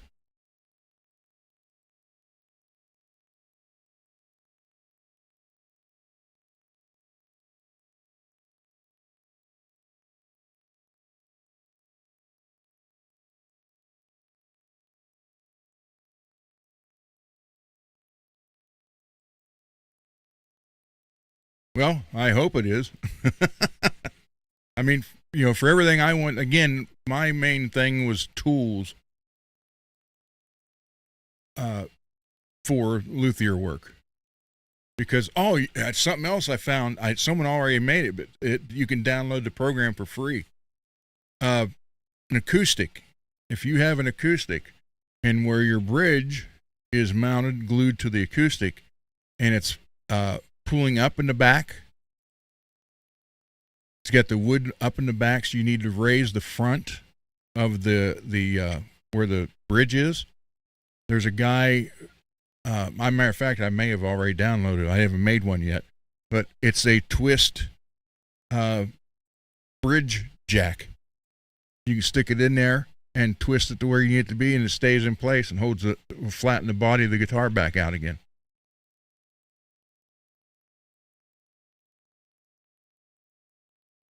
And print it out. Like I said, there's a toolbox program that comes with this. So all the tools that came with it's specifically made for those tools. I did download a 6 battery DeWalt battery carrier. I didn't print it yet. I'm going to do that tonight when we're done here and just let it print overnight.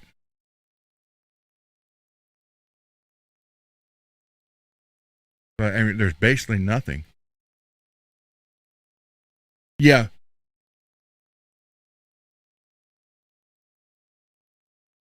yeah. I thought about 3D printing a guitar.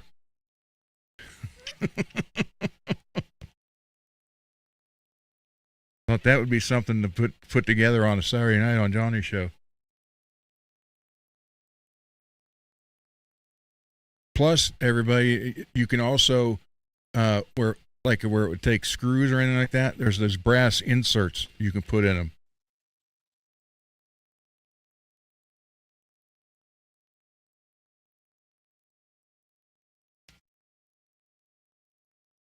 Yeah, what is the name of that, Steve?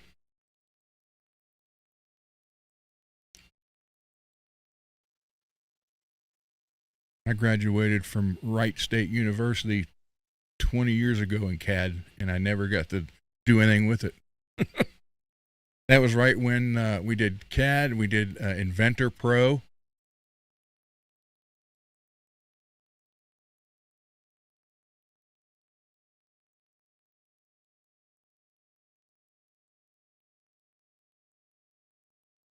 I still have all those programs, but I haven't, well, I don't know where they are now.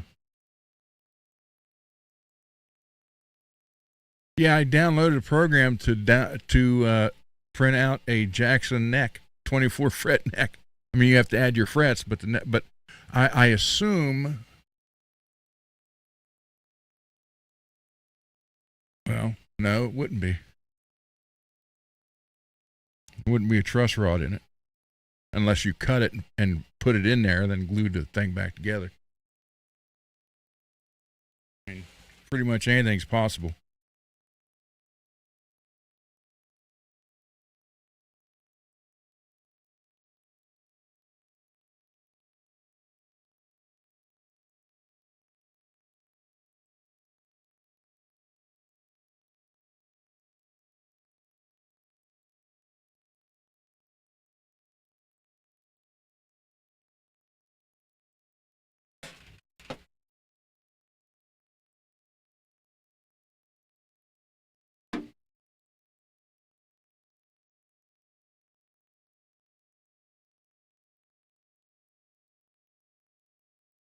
All right.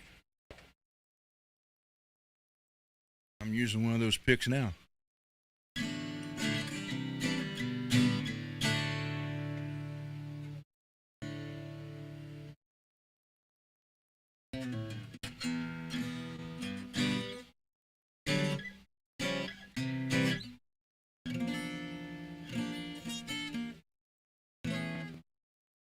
Yeah, it worked fine.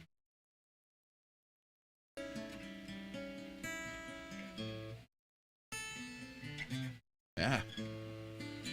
My hands aren't working, but the picks are working fine.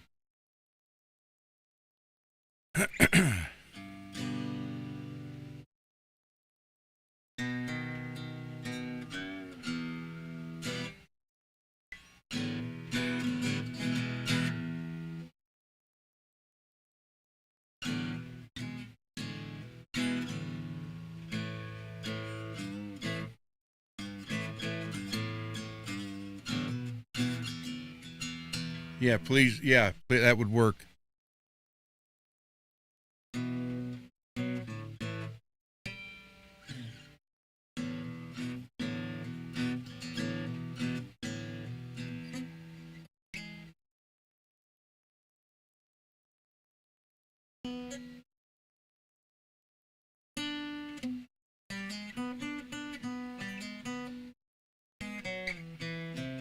Oh,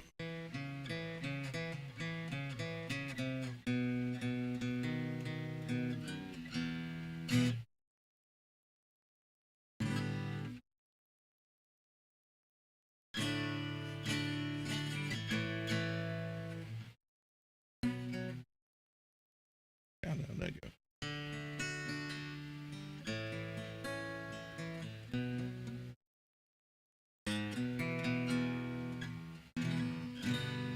Something like that. Tesla. Been a while.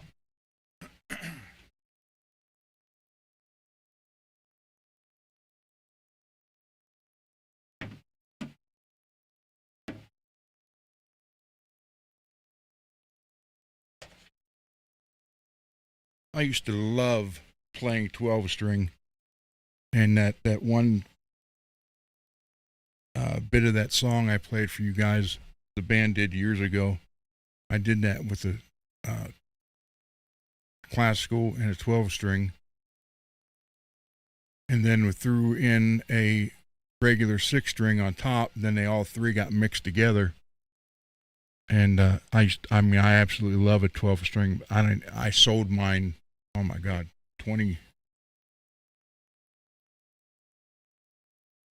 24 years, 2001. I haven't tried one since. I don't even know if I can do it anymore.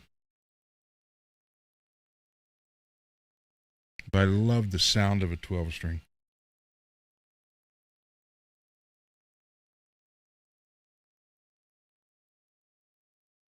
Wow, 24 years ago. Damn.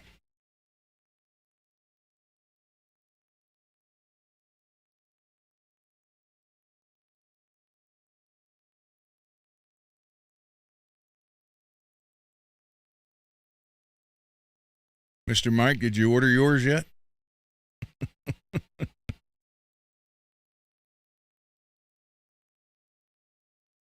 Is that the name of it, Steve?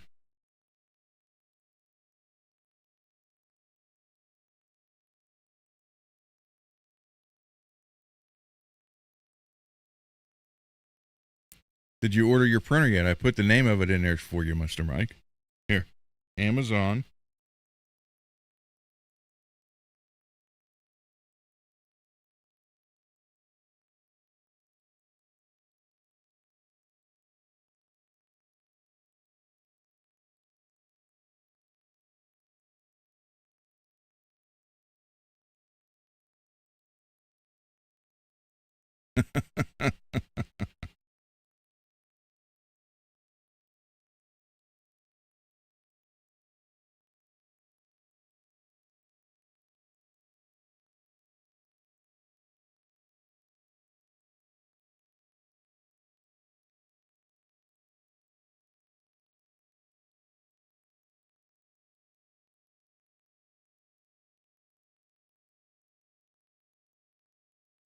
Yeah, you can see the stuff on the outside around it.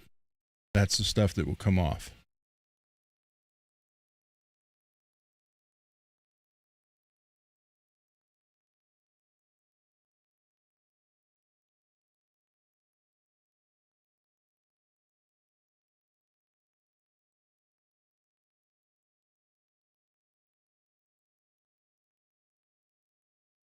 So I am excited about what I'm going to be able to end up doing with this printer, because I'm really looking forward.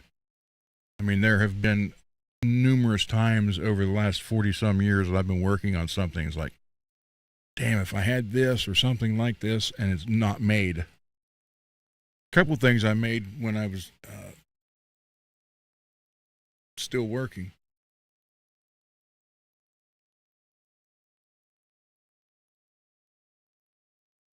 Engineering background, welder, fitter, tool and die maker. So I did make some stuff.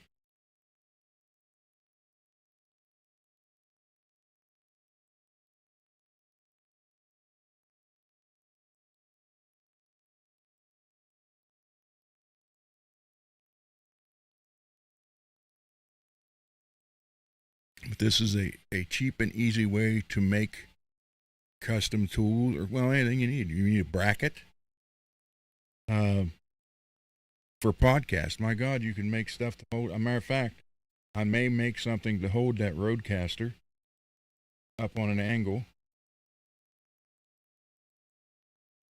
I mean, it's amazing what is already out there that's free license and everything. It's right there. You just download it,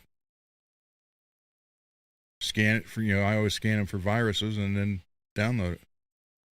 Well, my computer automatically scans anything downloads.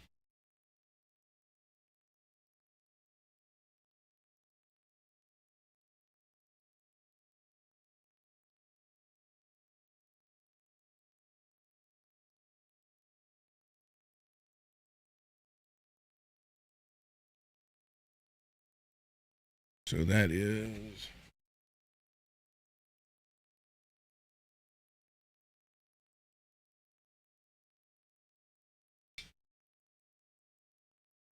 pick holders. Oh my God, the pick holders, all kinds. I saw one last night. Someone designed. It was on a Strat, and where your your 5-way switch is, back screw that holds the switch to the pick guard.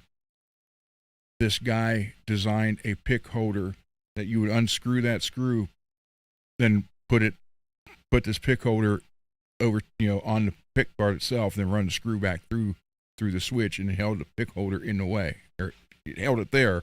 And it was kind of neat actually, because it's like where your hand would go down as you're strumming. If you drop your pick, you can just grab one right there. It's already in place, and just grab it and start playing. Yeah. Yes, Steve. After 7 surgeries on my hands, I cannot play like I did in the 80s. I'm getting more, sadly, every now and then I have good days where I can play a little bit better. And then there's days where I'm basically limited to rhythm. I have one I actually recorded this last year. I never finished it yet, but it's my tribute to Dime. If you're interested, you want to hear it? It's only about 30 seconds maybe I got on here.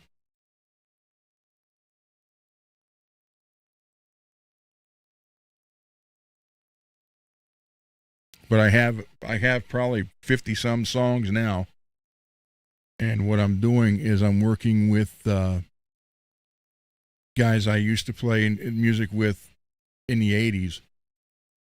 And they're I see what my problem also is. I had 2 strokes. One was the second one was a small one.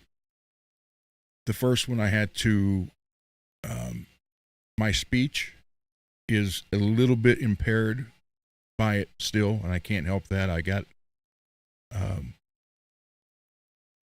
I know Johnny makes fun of me sometimes. Well, you're mumbling, blah blah blah. It's what it is. I can't fix it.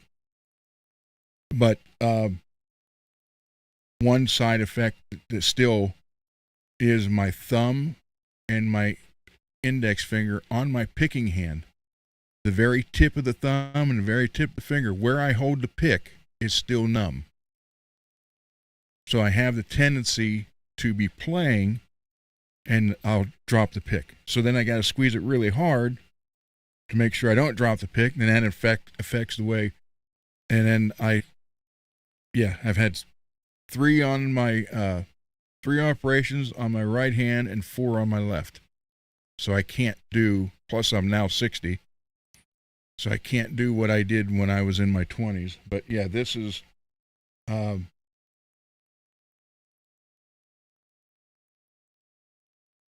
yeah, I tried that, Vern. It didn't work. I felt like I should be playing a banjo. That's why this Bog Street pick that Rich sent me, very Rich, thank you. It's like it's a 3-sided pick, but the center of it has a hole in it, but it's surrounded by not hard plastic, like a rubber grip, and that seems to be working. Okay, this is it. My favorite guitar players. Well, I started out with Ace. That's what got me wanting to even do a band. And he was my hero until I heard Randy. So it's Ace, Randy Rhoads, Dime, and George Lynch. Those are my top 5.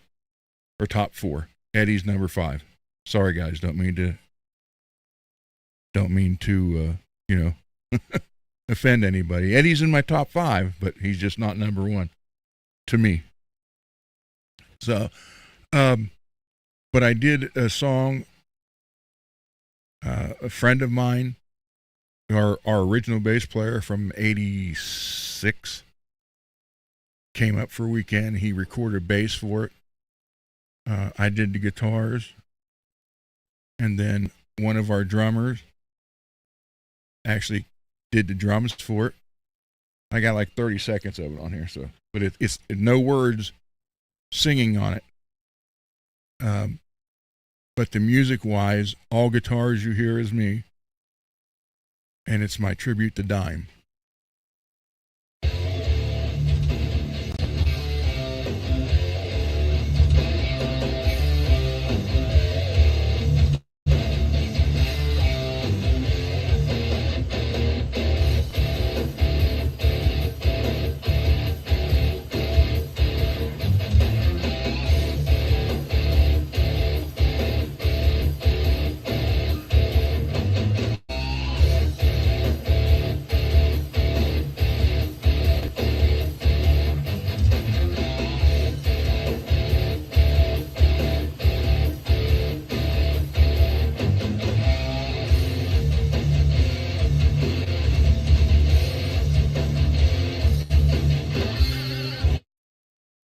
Could you guys hear that? Oh, thank you. Yeah, I want the words actually to be about Dime.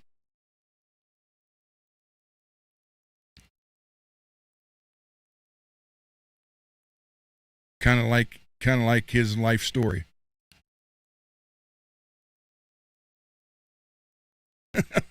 Yes, that's mine, Mike, but I don't want to use that yet. Not till it's done.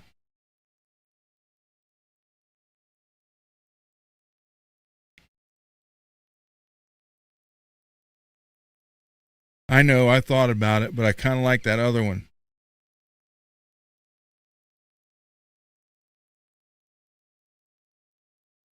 I want to get that one finished. That one actually, that means a lot to me because,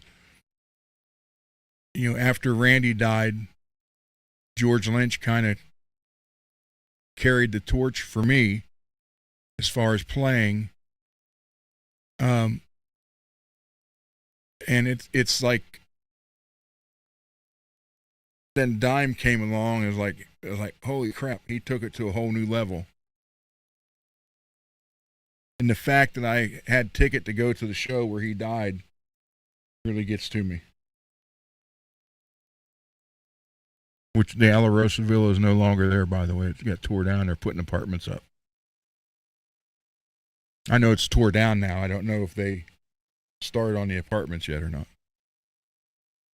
There's still a stone out in the field, though. It says "Rest in Peace, Dime" on it, or at least it was last time I went by there. The guy I was supposed to go with, I ended up having to work, and this guy. Now remember, I'm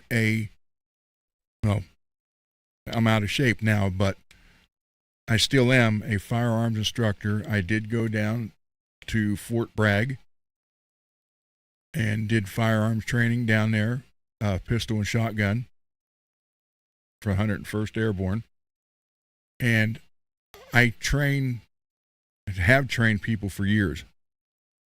So Gary, the guy I was supposed to go with, his nickname was Turtle. His real name was Gary.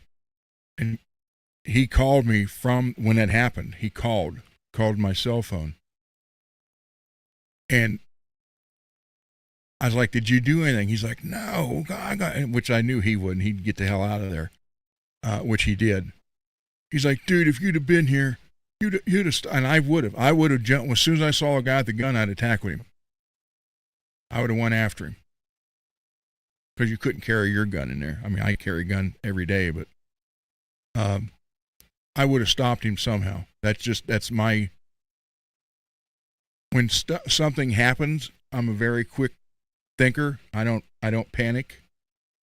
And I love to teach shooting. I love to teach protection, home protection, self-protection, all that stuff. I've done it for years. I mean, I'm talking over 20 years. And I shot professionally. I got trophies. And then my knees and shoulder and everything went out. Then my back. So I basically had to quit all that. I still do the instructing. But Gary, Turtle, I always call him Turtle. He's like, dude, if you was here, because the guy came from behind him. Because I told Gary, I said, we're standing right in front. because there was no seats. It was standing room thing, the La Rosa. And we had played there. And what's really weird is Dime was killed where in 87, 88, 89, where I stood, that's where he was killed. And then Cole's band, Faith and Failure, was one of the very last bands, if not the last band to ever play that place before they shut down. And he was there where Dime got killed. So it's like I stood there, Dime died there, then Cole stood there. But I would, if I would have tackled the guy or something. He's like, dude, if you'd have done that, man, you'd never had to work again in your life. They'd have botched. That's not why I would have done it. It's just I see something like that, I react.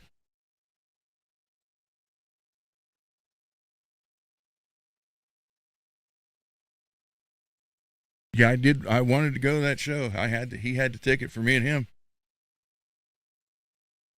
I just got stuck at work. They were supposed to come back. So I was like, well, I'll catch them next time. And the last thing they said to each other, and even Vinny said this, was they looked at each other and said, Van Halen. Because that's what they did before every show. And like either high five or whatever salute thing they did to each other. And that's what they said because, they were players or brothers just like those two.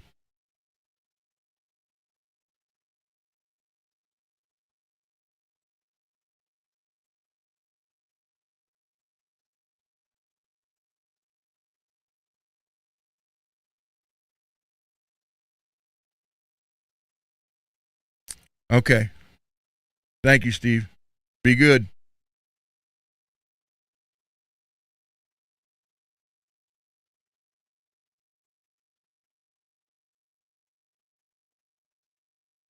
Yeah, I know sometimes I like slur or it's all from that stroke.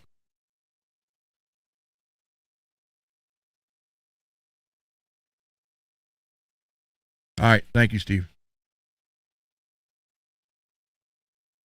I had to wear a stupid heart monitor for 30 days.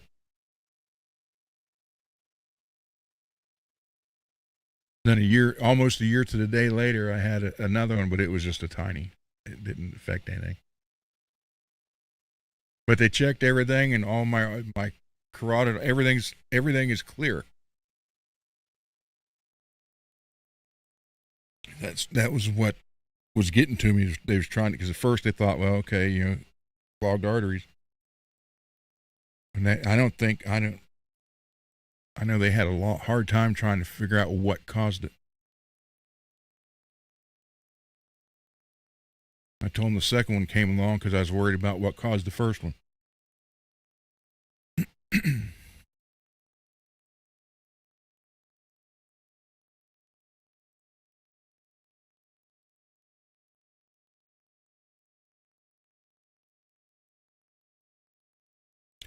Billy Ray.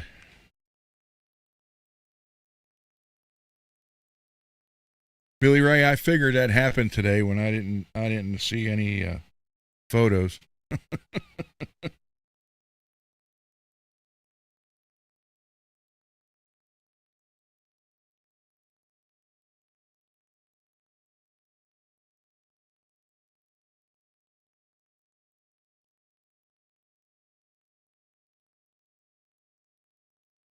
Crime riding high in Phoenix tonight. Now on a Monday night, shouldn't.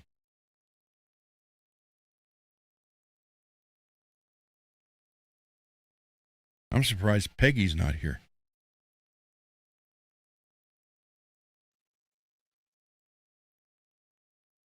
Yeah, you see those things on the side that look like hollow squares on each side? Those come off.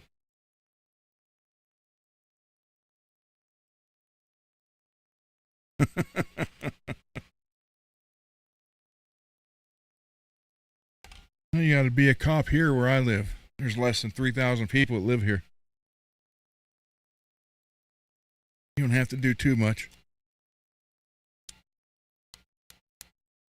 Hell, they don't even stop you now for stop signs.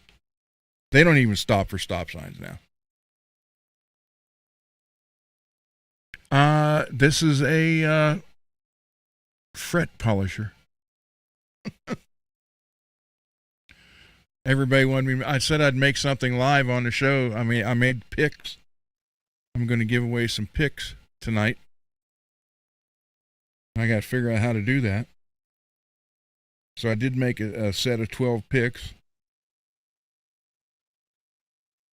And then I said I'd make something else, and everybody wanted to see how this was made. So it's the upgraded one that you can't buy right now on Amazon.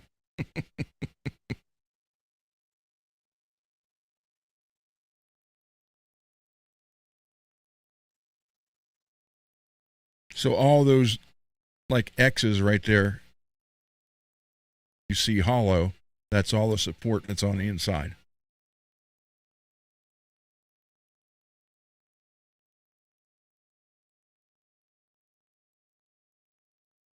I mean, I know this isn't. You guys want me to get this camera off and go back to the desk camera, or you want to keep watching this?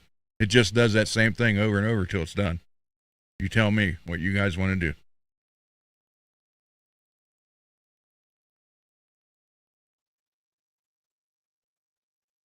Well, I'm sure if Johnny was running the show, he could maybe split the screen. I don't know if I can do that or not.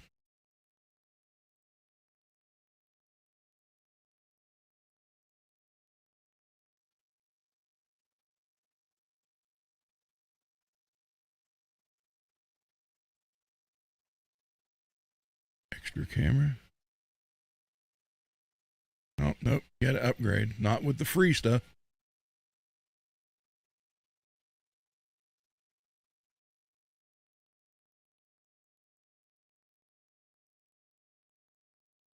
Yeah, it gives me all these options.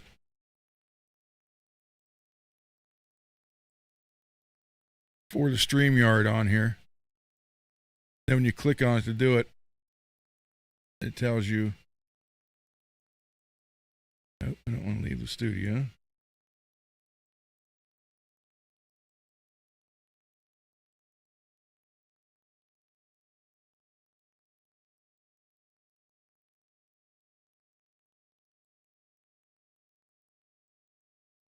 On here. Let me swap the screen back to this one first. Okay. I'm telling you, I know nothing about StreamYard whatsoever.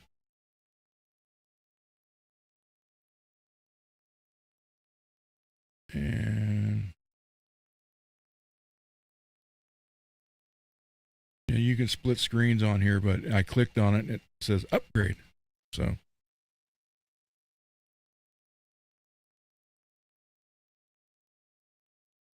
So anyhow, that's going to run in the background, and we'll go back to it here in a little bit. But any questions about anything you see or anything we've talked about? I mean, I can. Oh, Billy Ray, I'll show you let me show you what I've already printed. Hold on.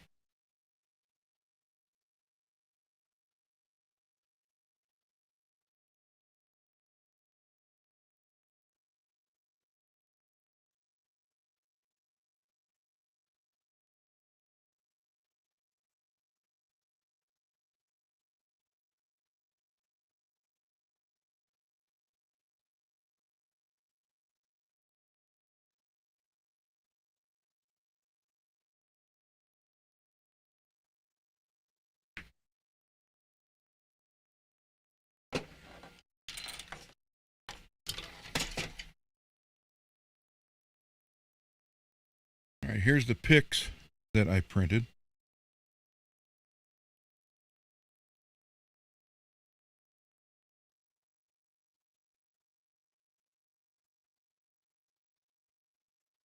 And then, of course, you know what the Fretzler looks like.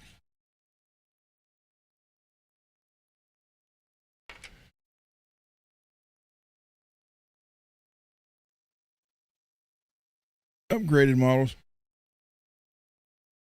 That's what's printing right now, and it's actually this green one. Or no, that was gold. This one. This is what's printing. The green.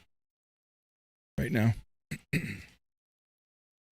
And they are designed where the other one you had to wrap the sandpaper around it and then put a rubber band on it to hold it. Then as you were using it, you just physically shoved the sandpaper up to the new section. With this design, sandpaper is rolled up and it is inside, and you got a roller here, so as you're using it, you need more, you just turn it that way to the next section and turn it again. A lot easier. And then I made a new neck rest for the bench. Never have enough of these.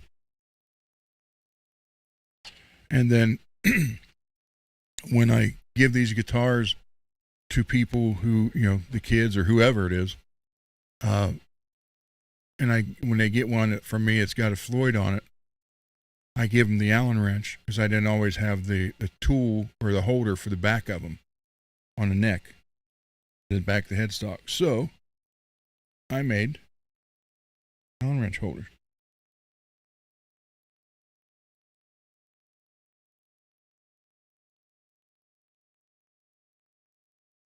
So that will go with those guitars. I made a volume pot, tone pot puller. Slide it under and pull it up. Right here.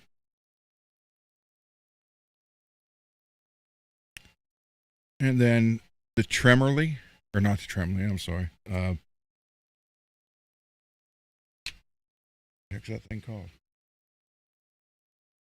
Trem stop. When you're working on a Floyd Rose, and you can put this underneath the back of the Floyd to work on it. So I made a red one and the green one. The green's printing now. That's that same color green. So what the funny part is, I'll never have to buy any of this stuff anymore. And then this is a adapter to put on a neck to accept the Floyd Rose blocking nut that you don't want to route out. So, Mr. Mick, have I ever bought a Chipson? No. I had one here that Greasy Monkey gave me, and it was go through it, set it up, and it was the giveaway, to keep I call it a program, keep my program going, keep the music going. And Greasy Monkey donated it. It was a Chipson. Sounded really good, played excellent. I set it up. Did fret level, crown and polish on it. Cleaned the pots out. I think I may have changed one pickup. I don't remember. And then it went. I only had it for less than a month, and then the guy picked it, needed one, and I actually had two Les Pauls, one from Greasy and then one from Bay Area Rich. And Rich had given me a 2000 Epiphone hollow body Les Paul, Korean made. So I took both for the same reason, to give, so I went through it, cleaned, I had them both set up, playing great. I took both of them, and the guy didn't want the hollow body. He wanted the other one, the one from Greasy. So that one's gone. Then just not too long ago, a guy took Rich's, a kid. He was special needs. He's just turned 18, so legally he's an adult, but mind-wise, he's still how old they said he was. 7, I think. I'm not. But he loved it. So I took it, and he got that one. So those two I didn't have to worry about, obviously, Floyd Rose stuff. But, yeah, because I always have the wrenches. Always have the wrenches. Never have the holder. And now I can just print out as many as I need. So, a buddy of mine has 2 of them, though, and I upgraded both of his Chipsons with Seymour Duncans, and he bought the Les Paul actual Gibson bridge, Tune-O-Matic bridge in the post. So I've done both. I've replaced the three-way switch, both pickups, all four pots, and the bridge, and then did a level crown and polish on both of them. One's black and one's like a yellow, cracked everything.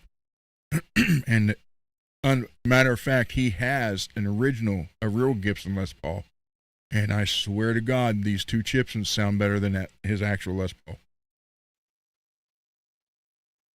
and plays nicer.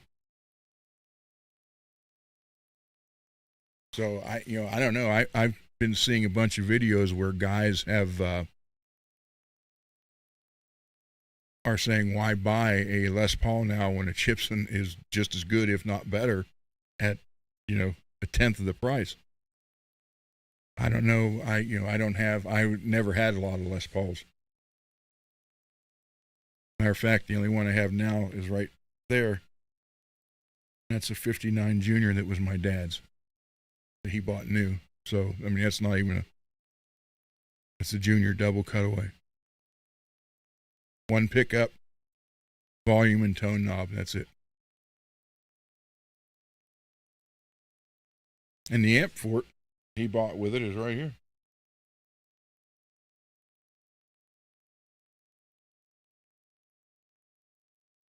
I got the camera bag sitting.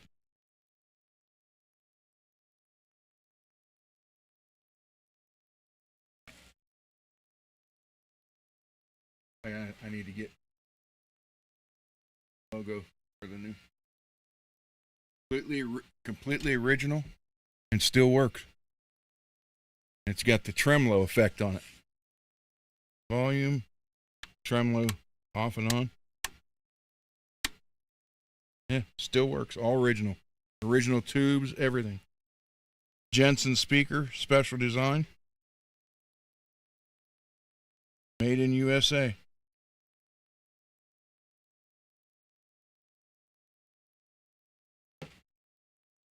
He bought that amp, that Les Paul Jr. I'll get it. Hold on.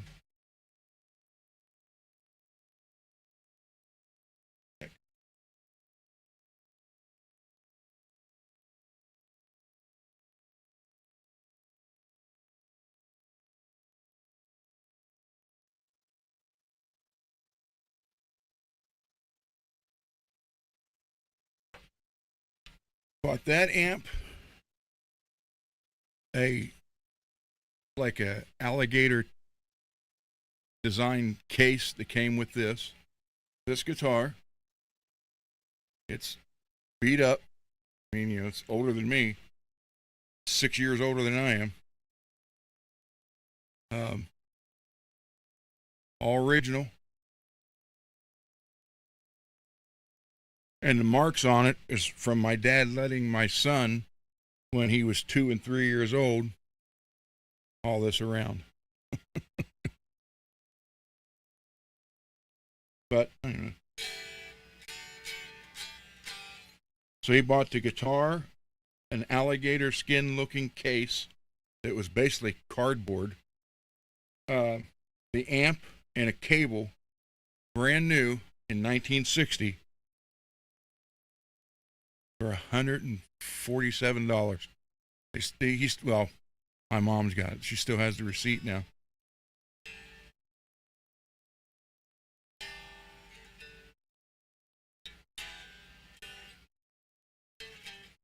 So, yeah, I've turned down. The guy came here with cash, and you weren't around when I was doing this with Johnny on the other side. My basement's done up like a cabin, log cabin, and there's a bar there. And the guy come down the basement, called me up, said, "Hey, I want to see that guitar," and he threw $12,000 in cash on the bar for the guitar and amp. And I said, no. My dad just died, this May. And he'd had this guitar longer than he had me. So it's not going anywhere.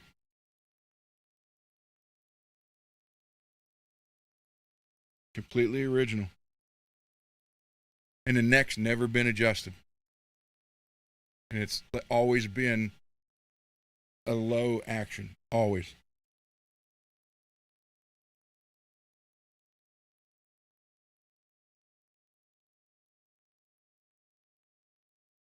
Yeah, still original P90.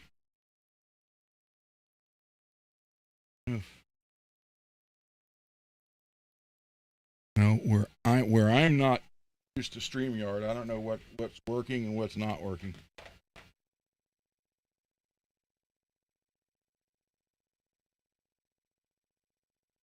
I don't know what you have to do as StreamYard to do more.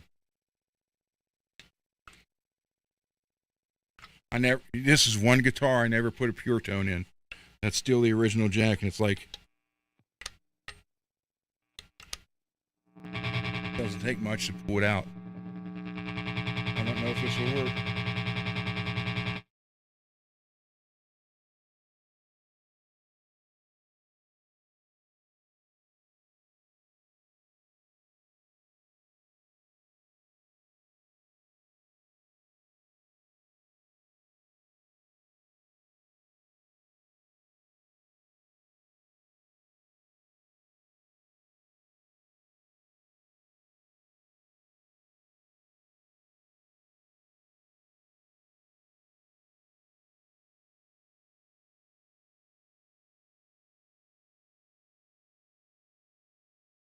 Yeah, it's hold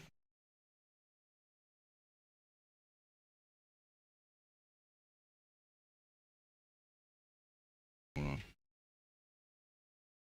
Try to get something. Hey, stray cats.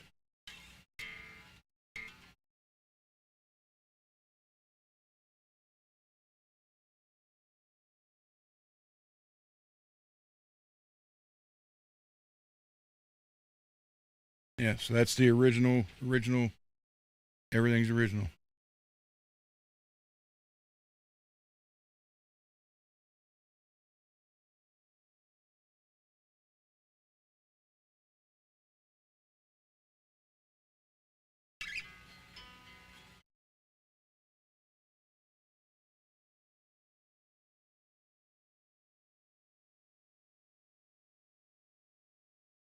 Wrap around.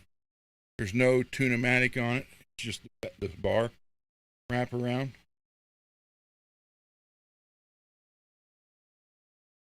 It's on the angle already, so there's no.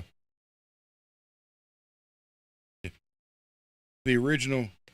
I took the back off this a couple months ago on Johnny's show. The inside's never been touched. I sprayed the pot with some cleaner, and the capacitor in here is like size of a cigarette filter. Still got the damn thumb bleeders on there. So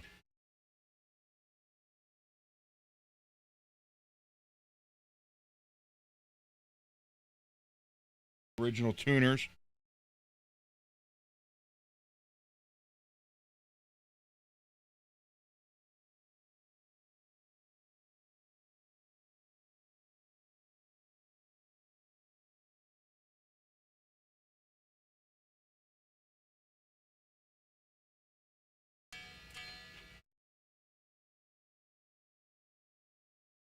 Wow.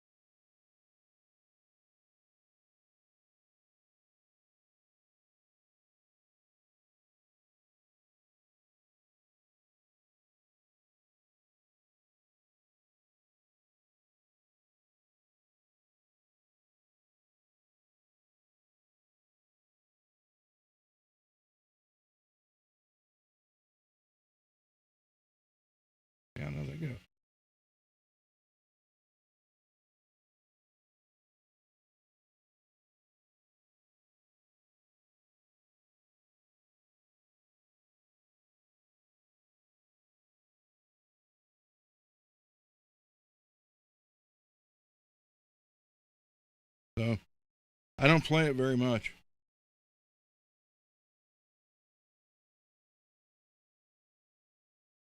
Next,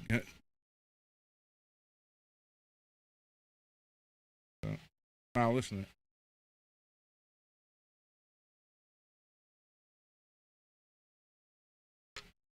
So it's 1959 technology.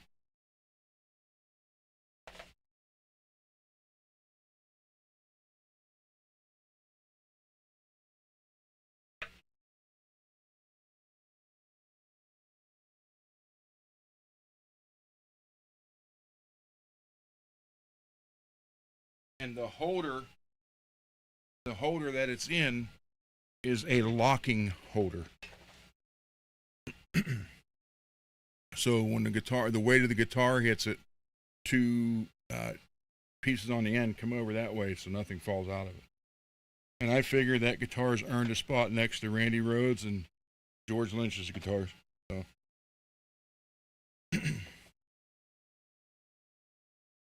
I can't, I mean, there's just, I think that guy thought if he threw the cash on the table, I would take it. But, yeah, I couldn't do it. It's not, to me, there's no amount of money. I mean, that was the first guitar I ever played in my life. My dad started teaching me how to play guitar on that guitar. He bought it new. I will not get, for me, it would go to Cole.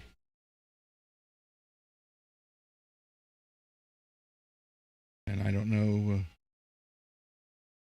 about that after that. Billy Ray going tomorrow.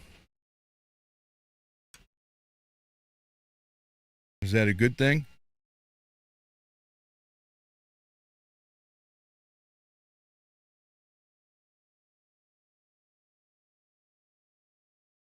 Let's see how much left is on that.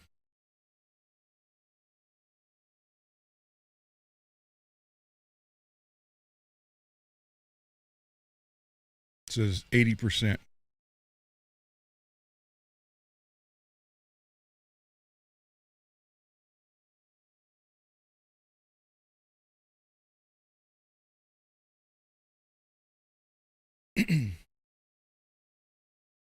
So is anybody still here?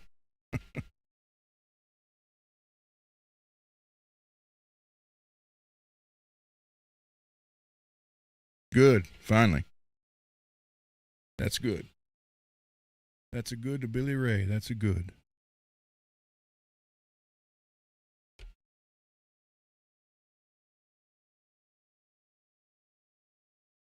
Yep. All right, guys. There. So I mean, Mr. Mick, did I answer your questions? I hope the only chips I actually had here was Greasy's, and it wasn't here very long. Rich's was here for a while. No one liked the hollow body. I did. I hated to let it go, but I figure, I don't know. And quite honestly, I don't know how much that guy's able to learn.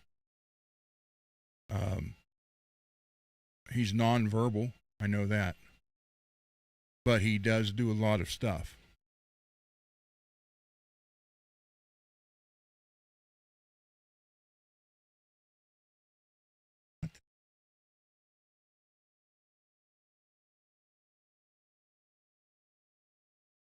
I don't know what that was all about. I got some kind of thing. It says, I don't know. I don't care. Don't know what it's about.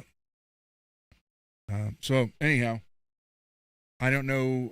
I don't know how much he'll be able to learn to play guitar, but I know music keeps him very, very calm. Because when I was there at the house, I saw one of his episodes. I guess that's what you'd call it. And but as soon as his dad turned the music on, he calmed down. He just turned 18. I don't know why the screen keeps blinking.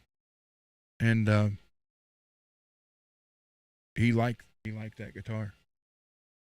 I actually took it over. I took the Hollow Flash Telly, which is the one I really thought he would take because of the coloring, and I took the silver and black um, Tees Strat. I took those three over for him to pick, and he gravitated immediately towards the Epiphone from Rich, which surprised me. I mean, I just thought because his dad has LEDs all around every freaking room, and they're always on and black, blinking and everything. And they even have the dining room was turned into an arcade, and it's all the pinball machine. I mean, he's got actual arcade games in there, not like Nintendo or stuff like that. He went and bought the actual games, and it's all free to play. And he's even got a Mrs. Pac-Man game on the table where two players sat across from each other. And the only thing the boy plays is a slot machine because of all the bells and whistles and the spins. So I really thought he would go for the Hollow Flash Telly, when his dad did it in the light, and he went for the Epiphone. Something, but his dad said his favorite color is orange. So I mean the we went from a black and silver Strat to the Hollow Flash, and then Rich's guitar is like a goldish, orangish caramel. So that might be why, but that's what he went for. Oh, hold on a minute.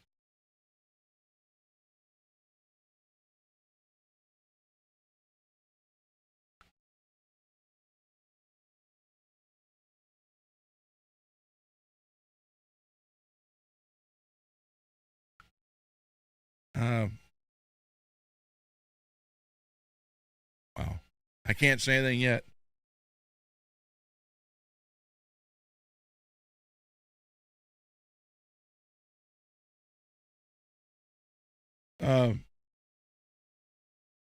So yeah, that he's got it. The boy's name is Jeremiah, and he also he carries it's a 5 gallon bucket, Home Depot 5 gallon bucket, and it's full of about 3 foot long beads. And what he does is he lays down, and all the floors in the house are hardwood for this reason. His dad removed all the carpet. He lays down on his side, and he'll reach in the bucket, grab a thing of beads, and then he just on the floor for hours. Then he'll reach in, pull another color beads out, do it. I mean, it's just I feel sorry for him. And the dad's only one raising him. The mom doesn't want much to do with him, and they're divorced, and so hopefully that one works a miracle with Jeremiah. And Rich, just looking over there for Rich, thank you very much for making that happen. I know you were sat here for what, since January or December? It sat back there. And the funny part, and I swear to God, the Wednesday prior to that guitar going away, Cole came here because I did his guitars. I did Faith and Failure's guitars for that show that weekend for them. He drives 3 hours one way for me to work on their guitars. Then he drives back that same night. He sat here, and I swear to God, played that guitar, played your Epiphone in this chair. And when he got ready to leave, he said, "If you ever get rid of that guitar, Dad, I want it." I said, "I can't do that. It's not for me to give to you. It's for someone in need." He's like, "Man, I wanted that." So I swear to God, he said that night when he was ready to leave.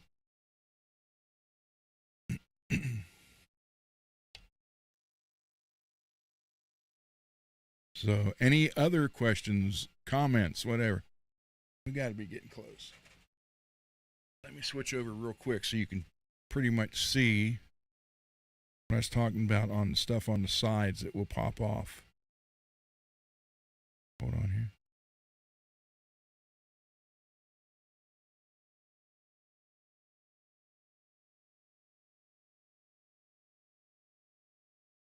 There you go.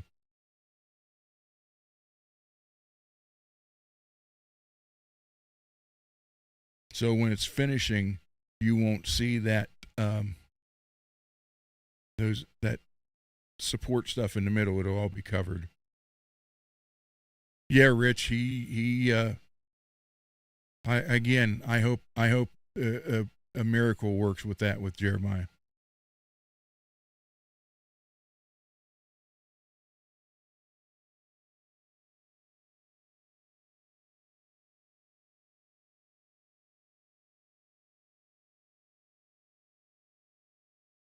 So it's getting. Let's see. Let me see. It is 89% done. Just keep switching back and forth to the other one.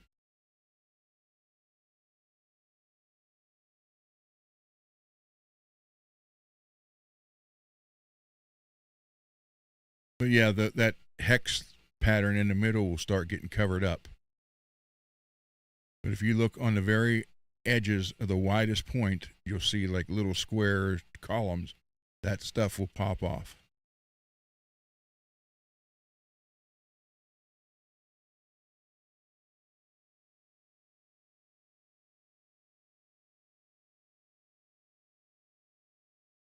Now I still have to print the spindle and the thumb cap for the spindle for that. Then that one will be complete. And I'll tell you what, I'll give that one away next Monday. I'll give the picks away today.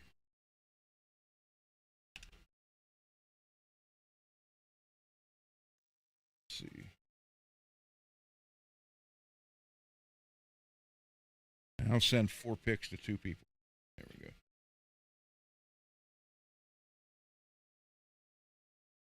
I have to figure out some way to do this.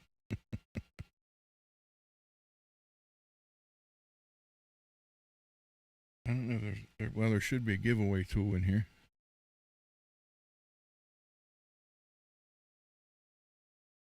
I know Laz has one, and he's still on the free one.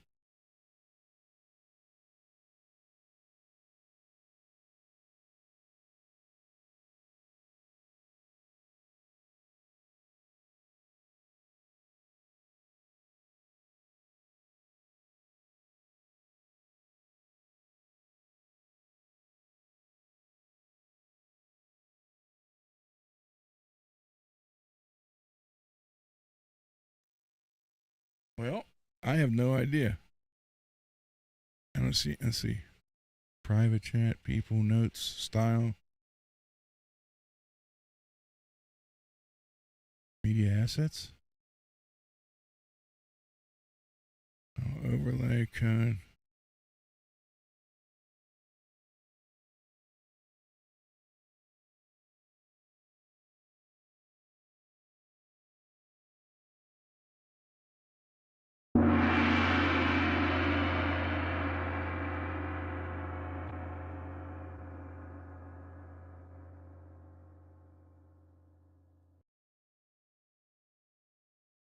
Did you guys just hear a gong? I didn't.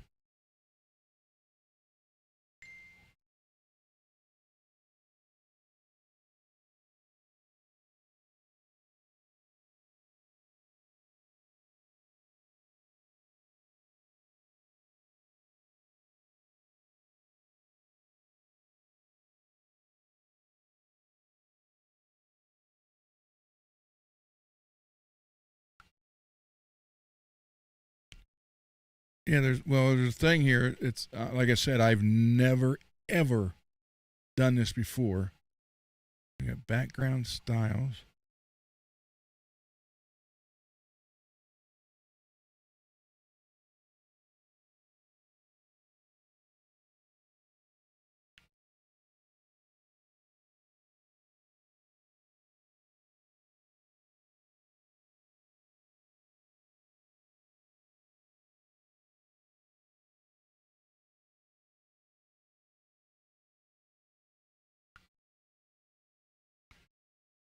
So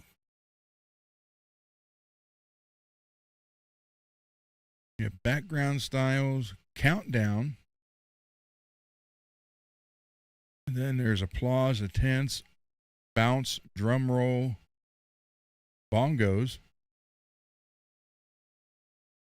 Yeah, it's starting to. Heartbeat.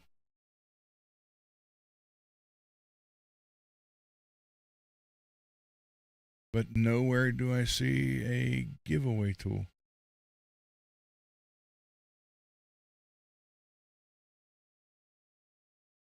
Well, if I continuously do this on Mondays, which I would, I would love to do. I don't want to interfere with Johnny or Laz.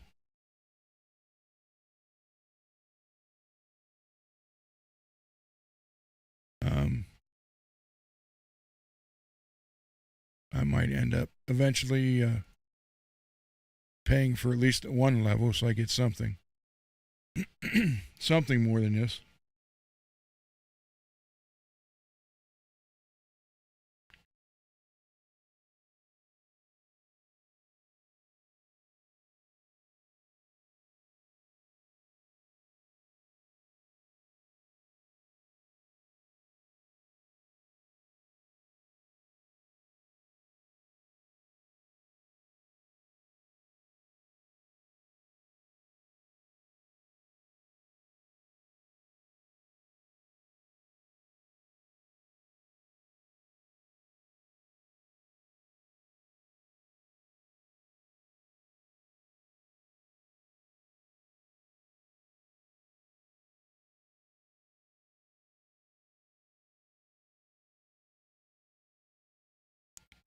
Yeah, let's see. Yeah, it's starting to get finished.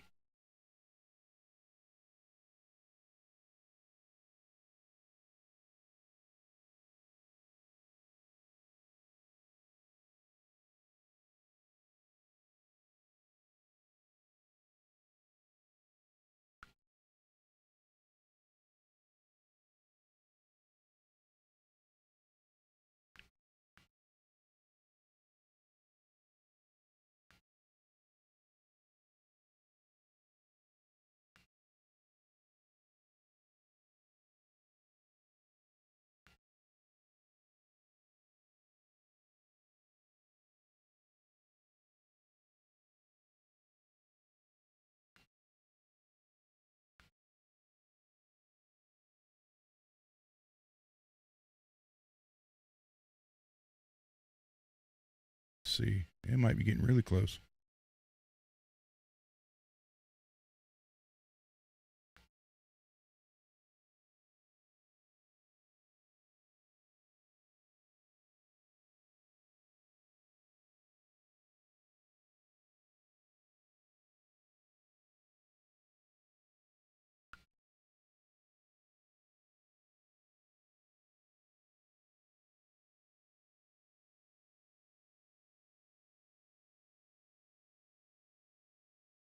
So you can see it. It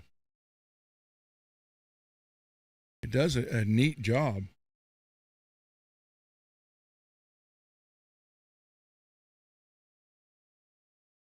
And obviously, the bigger the item, the longer it takes.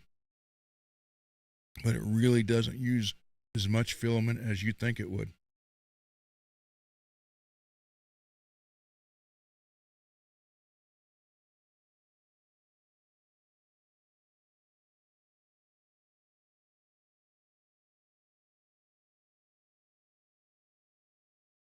So I'll give that one away um, before next Monday.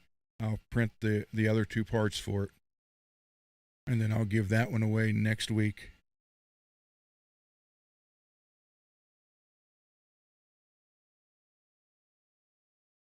For someone can polish their frets. Just buy your sandpaper and cut it to the width of that.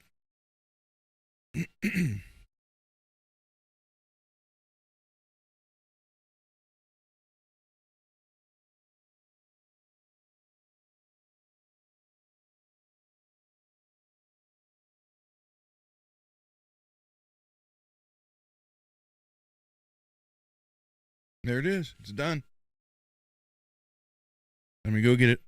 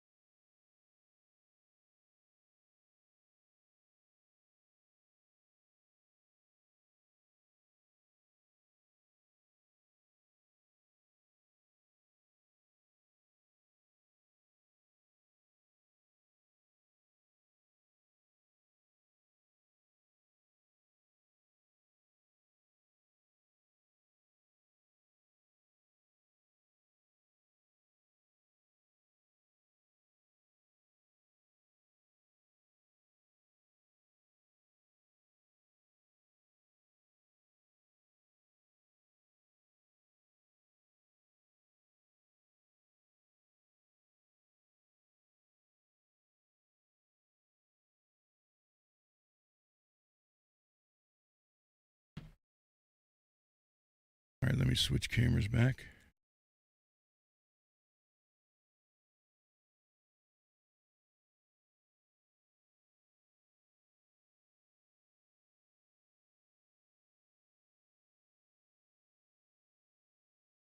All right, so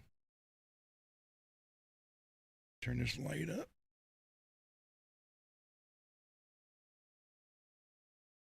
So there. Now what I have to do is you come in, untangle my foot so I don't get up and fall. So all this comes off, all this edge stuff. Most times you can pull it, that's it. So there's not a lot of waste this way. The very first one that I printed,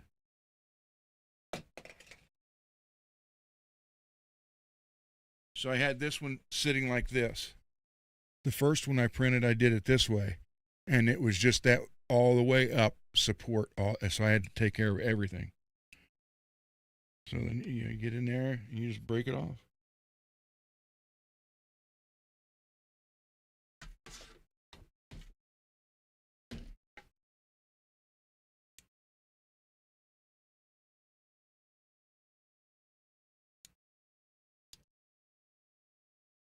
And what it does,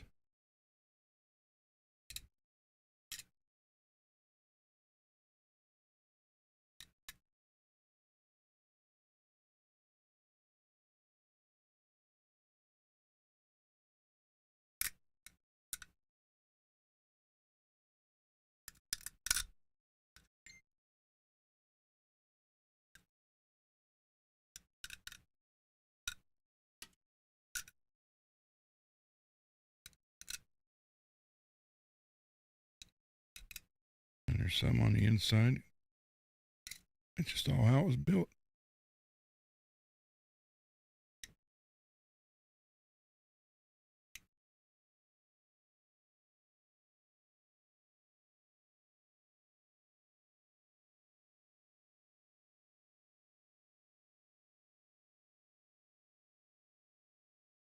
Yeah, the hardest part to this is once you, like when you first start building them, then trying to figure out what you have to take off.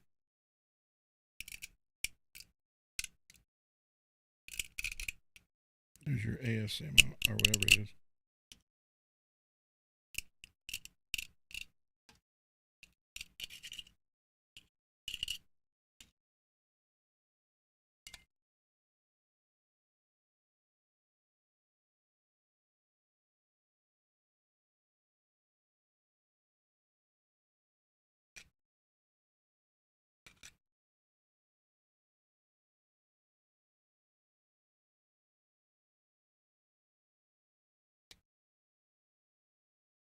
There you go. Now I just got to make the shaft and the thumb screw. But I mean, you know what's funny? Look how smooth that fret surface is.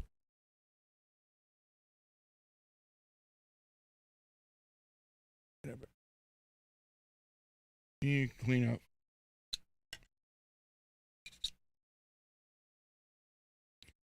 So what I do is I'll take sandpaper. I'll like put this on the table, sandpaper, and dust off. But there you go.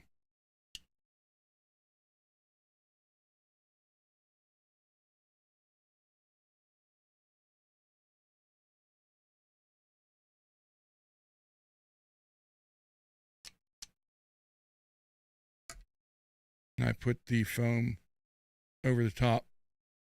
So that's it. And like these, I'm telling you, I think when I bought the first one, I think I paid $19 for the first one, and then I paid $13 for the second one. Now I can make them for about 50 cents.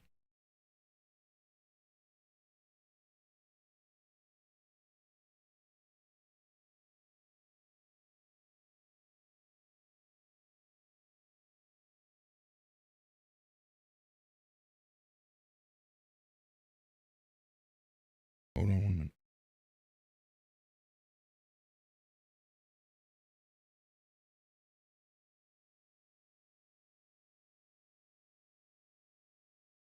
Okay. So I don't know how I tell you what I'll do. I'm gonna have to do this old school.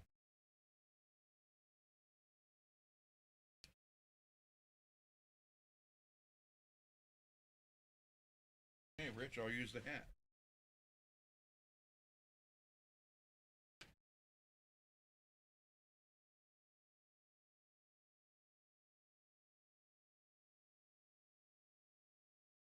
What I'll do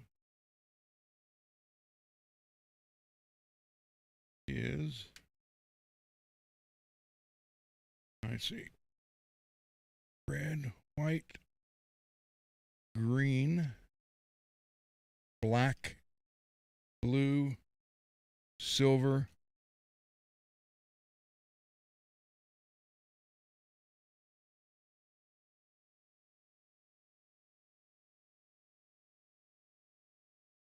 All right. Here's what I'll do. I'll put these different color picks in here. So here's the colors: red, blue, black, white, green, and silver.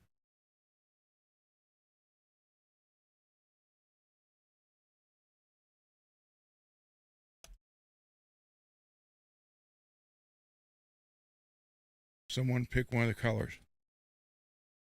Whoever first two people get the right color. So you got red, white, black, blue, green, and silver.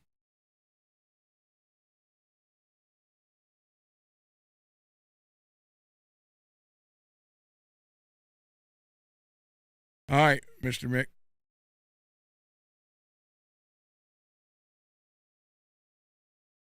Okay, well, we got silver and black. We'll wait till everybody picks. Got silver, black, blue, white. That leaves us green, right?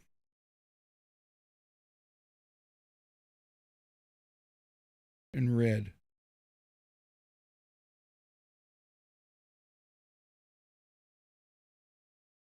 All right. Okay, I'm going to pick one. And whoever gets it, that they get the white. No one picked white. Oh, wait, Mr. Mick did. All right, Mr. Mick. You're getting 4 of these. All right, so we'll keep the white one out. Okay. So we have silver, black, red, green, and blue for the next 4 picks.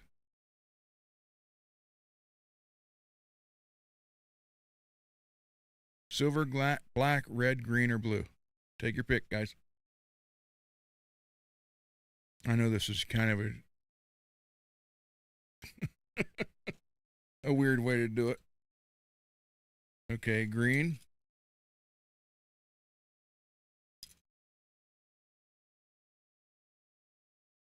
Anybody else?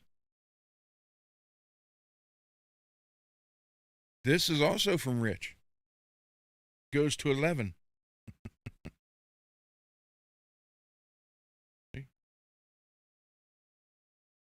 Yeah, go ahead and send it to me again, Mr. Mick.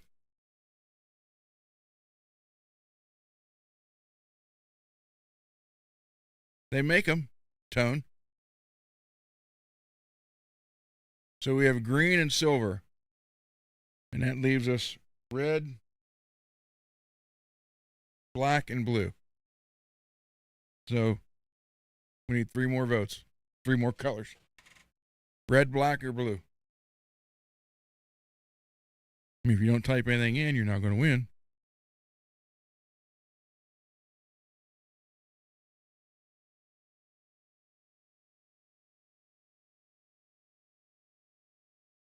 There's only 3 people in here watching. All right, Mr. Mick. All right. All right, so we got green, silver, red, blue. Someone got to pick black.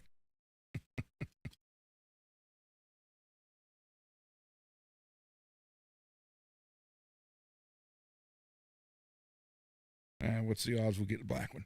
Ready?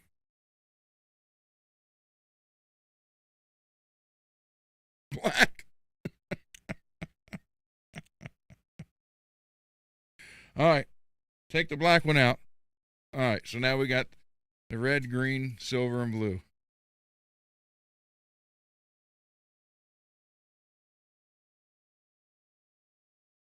Red. Mr. Wood, you got red.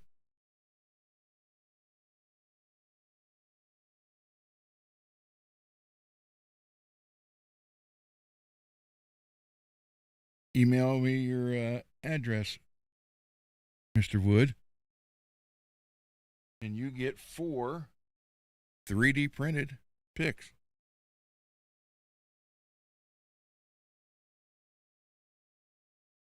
Mr. Mick, next week we'll do it. I'll see if I can find. I'm going to send you that shirt anyhow. See if I find a different way to do it, but I'll be giving this away next week. Next Monday. That is, if you guys want me to keep doing these. Now, granted, next week, not every week is going to be looking at the printer. I just want to do that today to show you what I can do with it and what I got going. I'll be back at the bench working on guitars Wednesday, Saturday, and Monday. All right, Mr. Wood, I'll do that. Green, blue, silver. That's it. And Rich, thank you for this hat, man. Although it won't go over top my headphones, but yeah. When I do wear it, I'll do it that way right there with the 11 on the front. Oh, that's right. You're going to be there. Well, my window, a week from today, I'll have my windows in.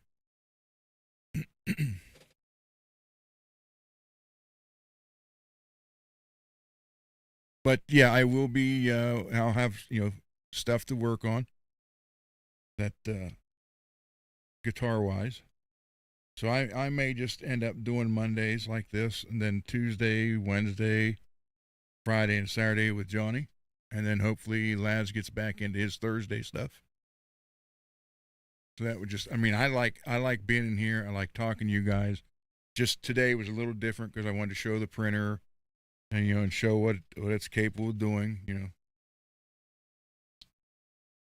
So it's pretty much limitless. And that's not an exaggeration.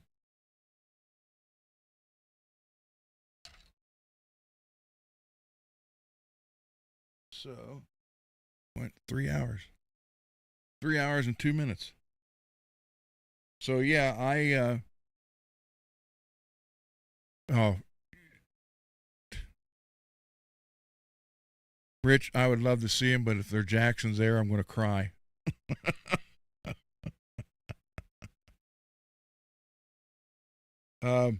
Yeah, it's going to be, I'll be able to make specialty tools. You know, I can make giveaways. Um, might do one. It's like I thought about this, like the knob puller. Uh, oh, I can't wait for that, Rich. Um, a neck rest, and then the fret cleaner, the blocker, the trem blocker, couple other things, and make it like a maintenance kit, and give it all away, one big kit. So you guys have no reason to have your guitars dirty or not playing right, because you'll have a maintenance kit to fix everything. But yeah, I'm going to have some fun with some guitars and some more stuff. This string, I don't know about that. I can make a string stretcher, but the spring stretcher installer, no, is that as little as that end has to be for it to fit over the claw, that wouldn't be strong enough.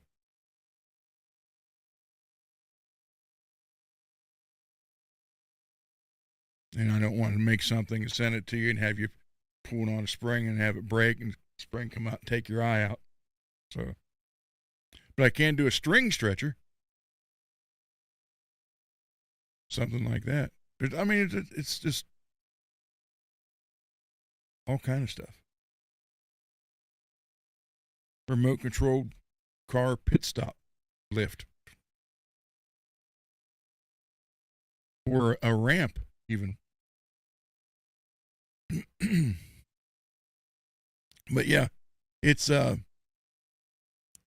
it's amazing, and like I said, the more I get into it, where I can actually go from scratch and create whatever it is.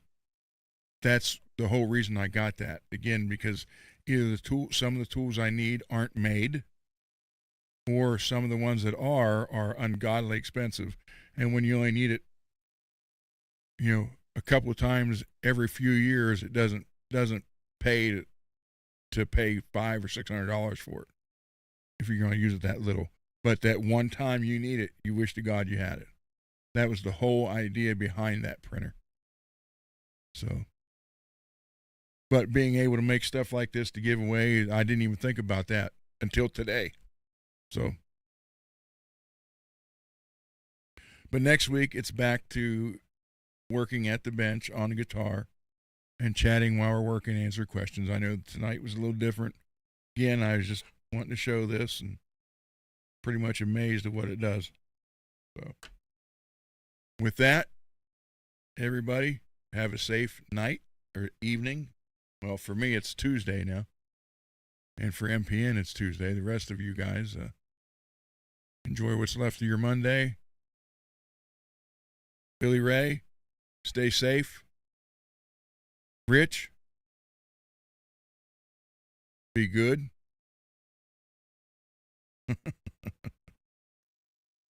Mr. Mike. So, everybody have fun. Thank you for hanging out. I know, again, it was kind of boring watching that, but be good, everybody. And I will see you hopefully on Johnny's show tomorrow night. No, you don't have to, Mr. Mike. You can be bad if you want to. Just don't do it around Billy Ray. He'll have to arrest you. All right, everybody. Good night. Maybe.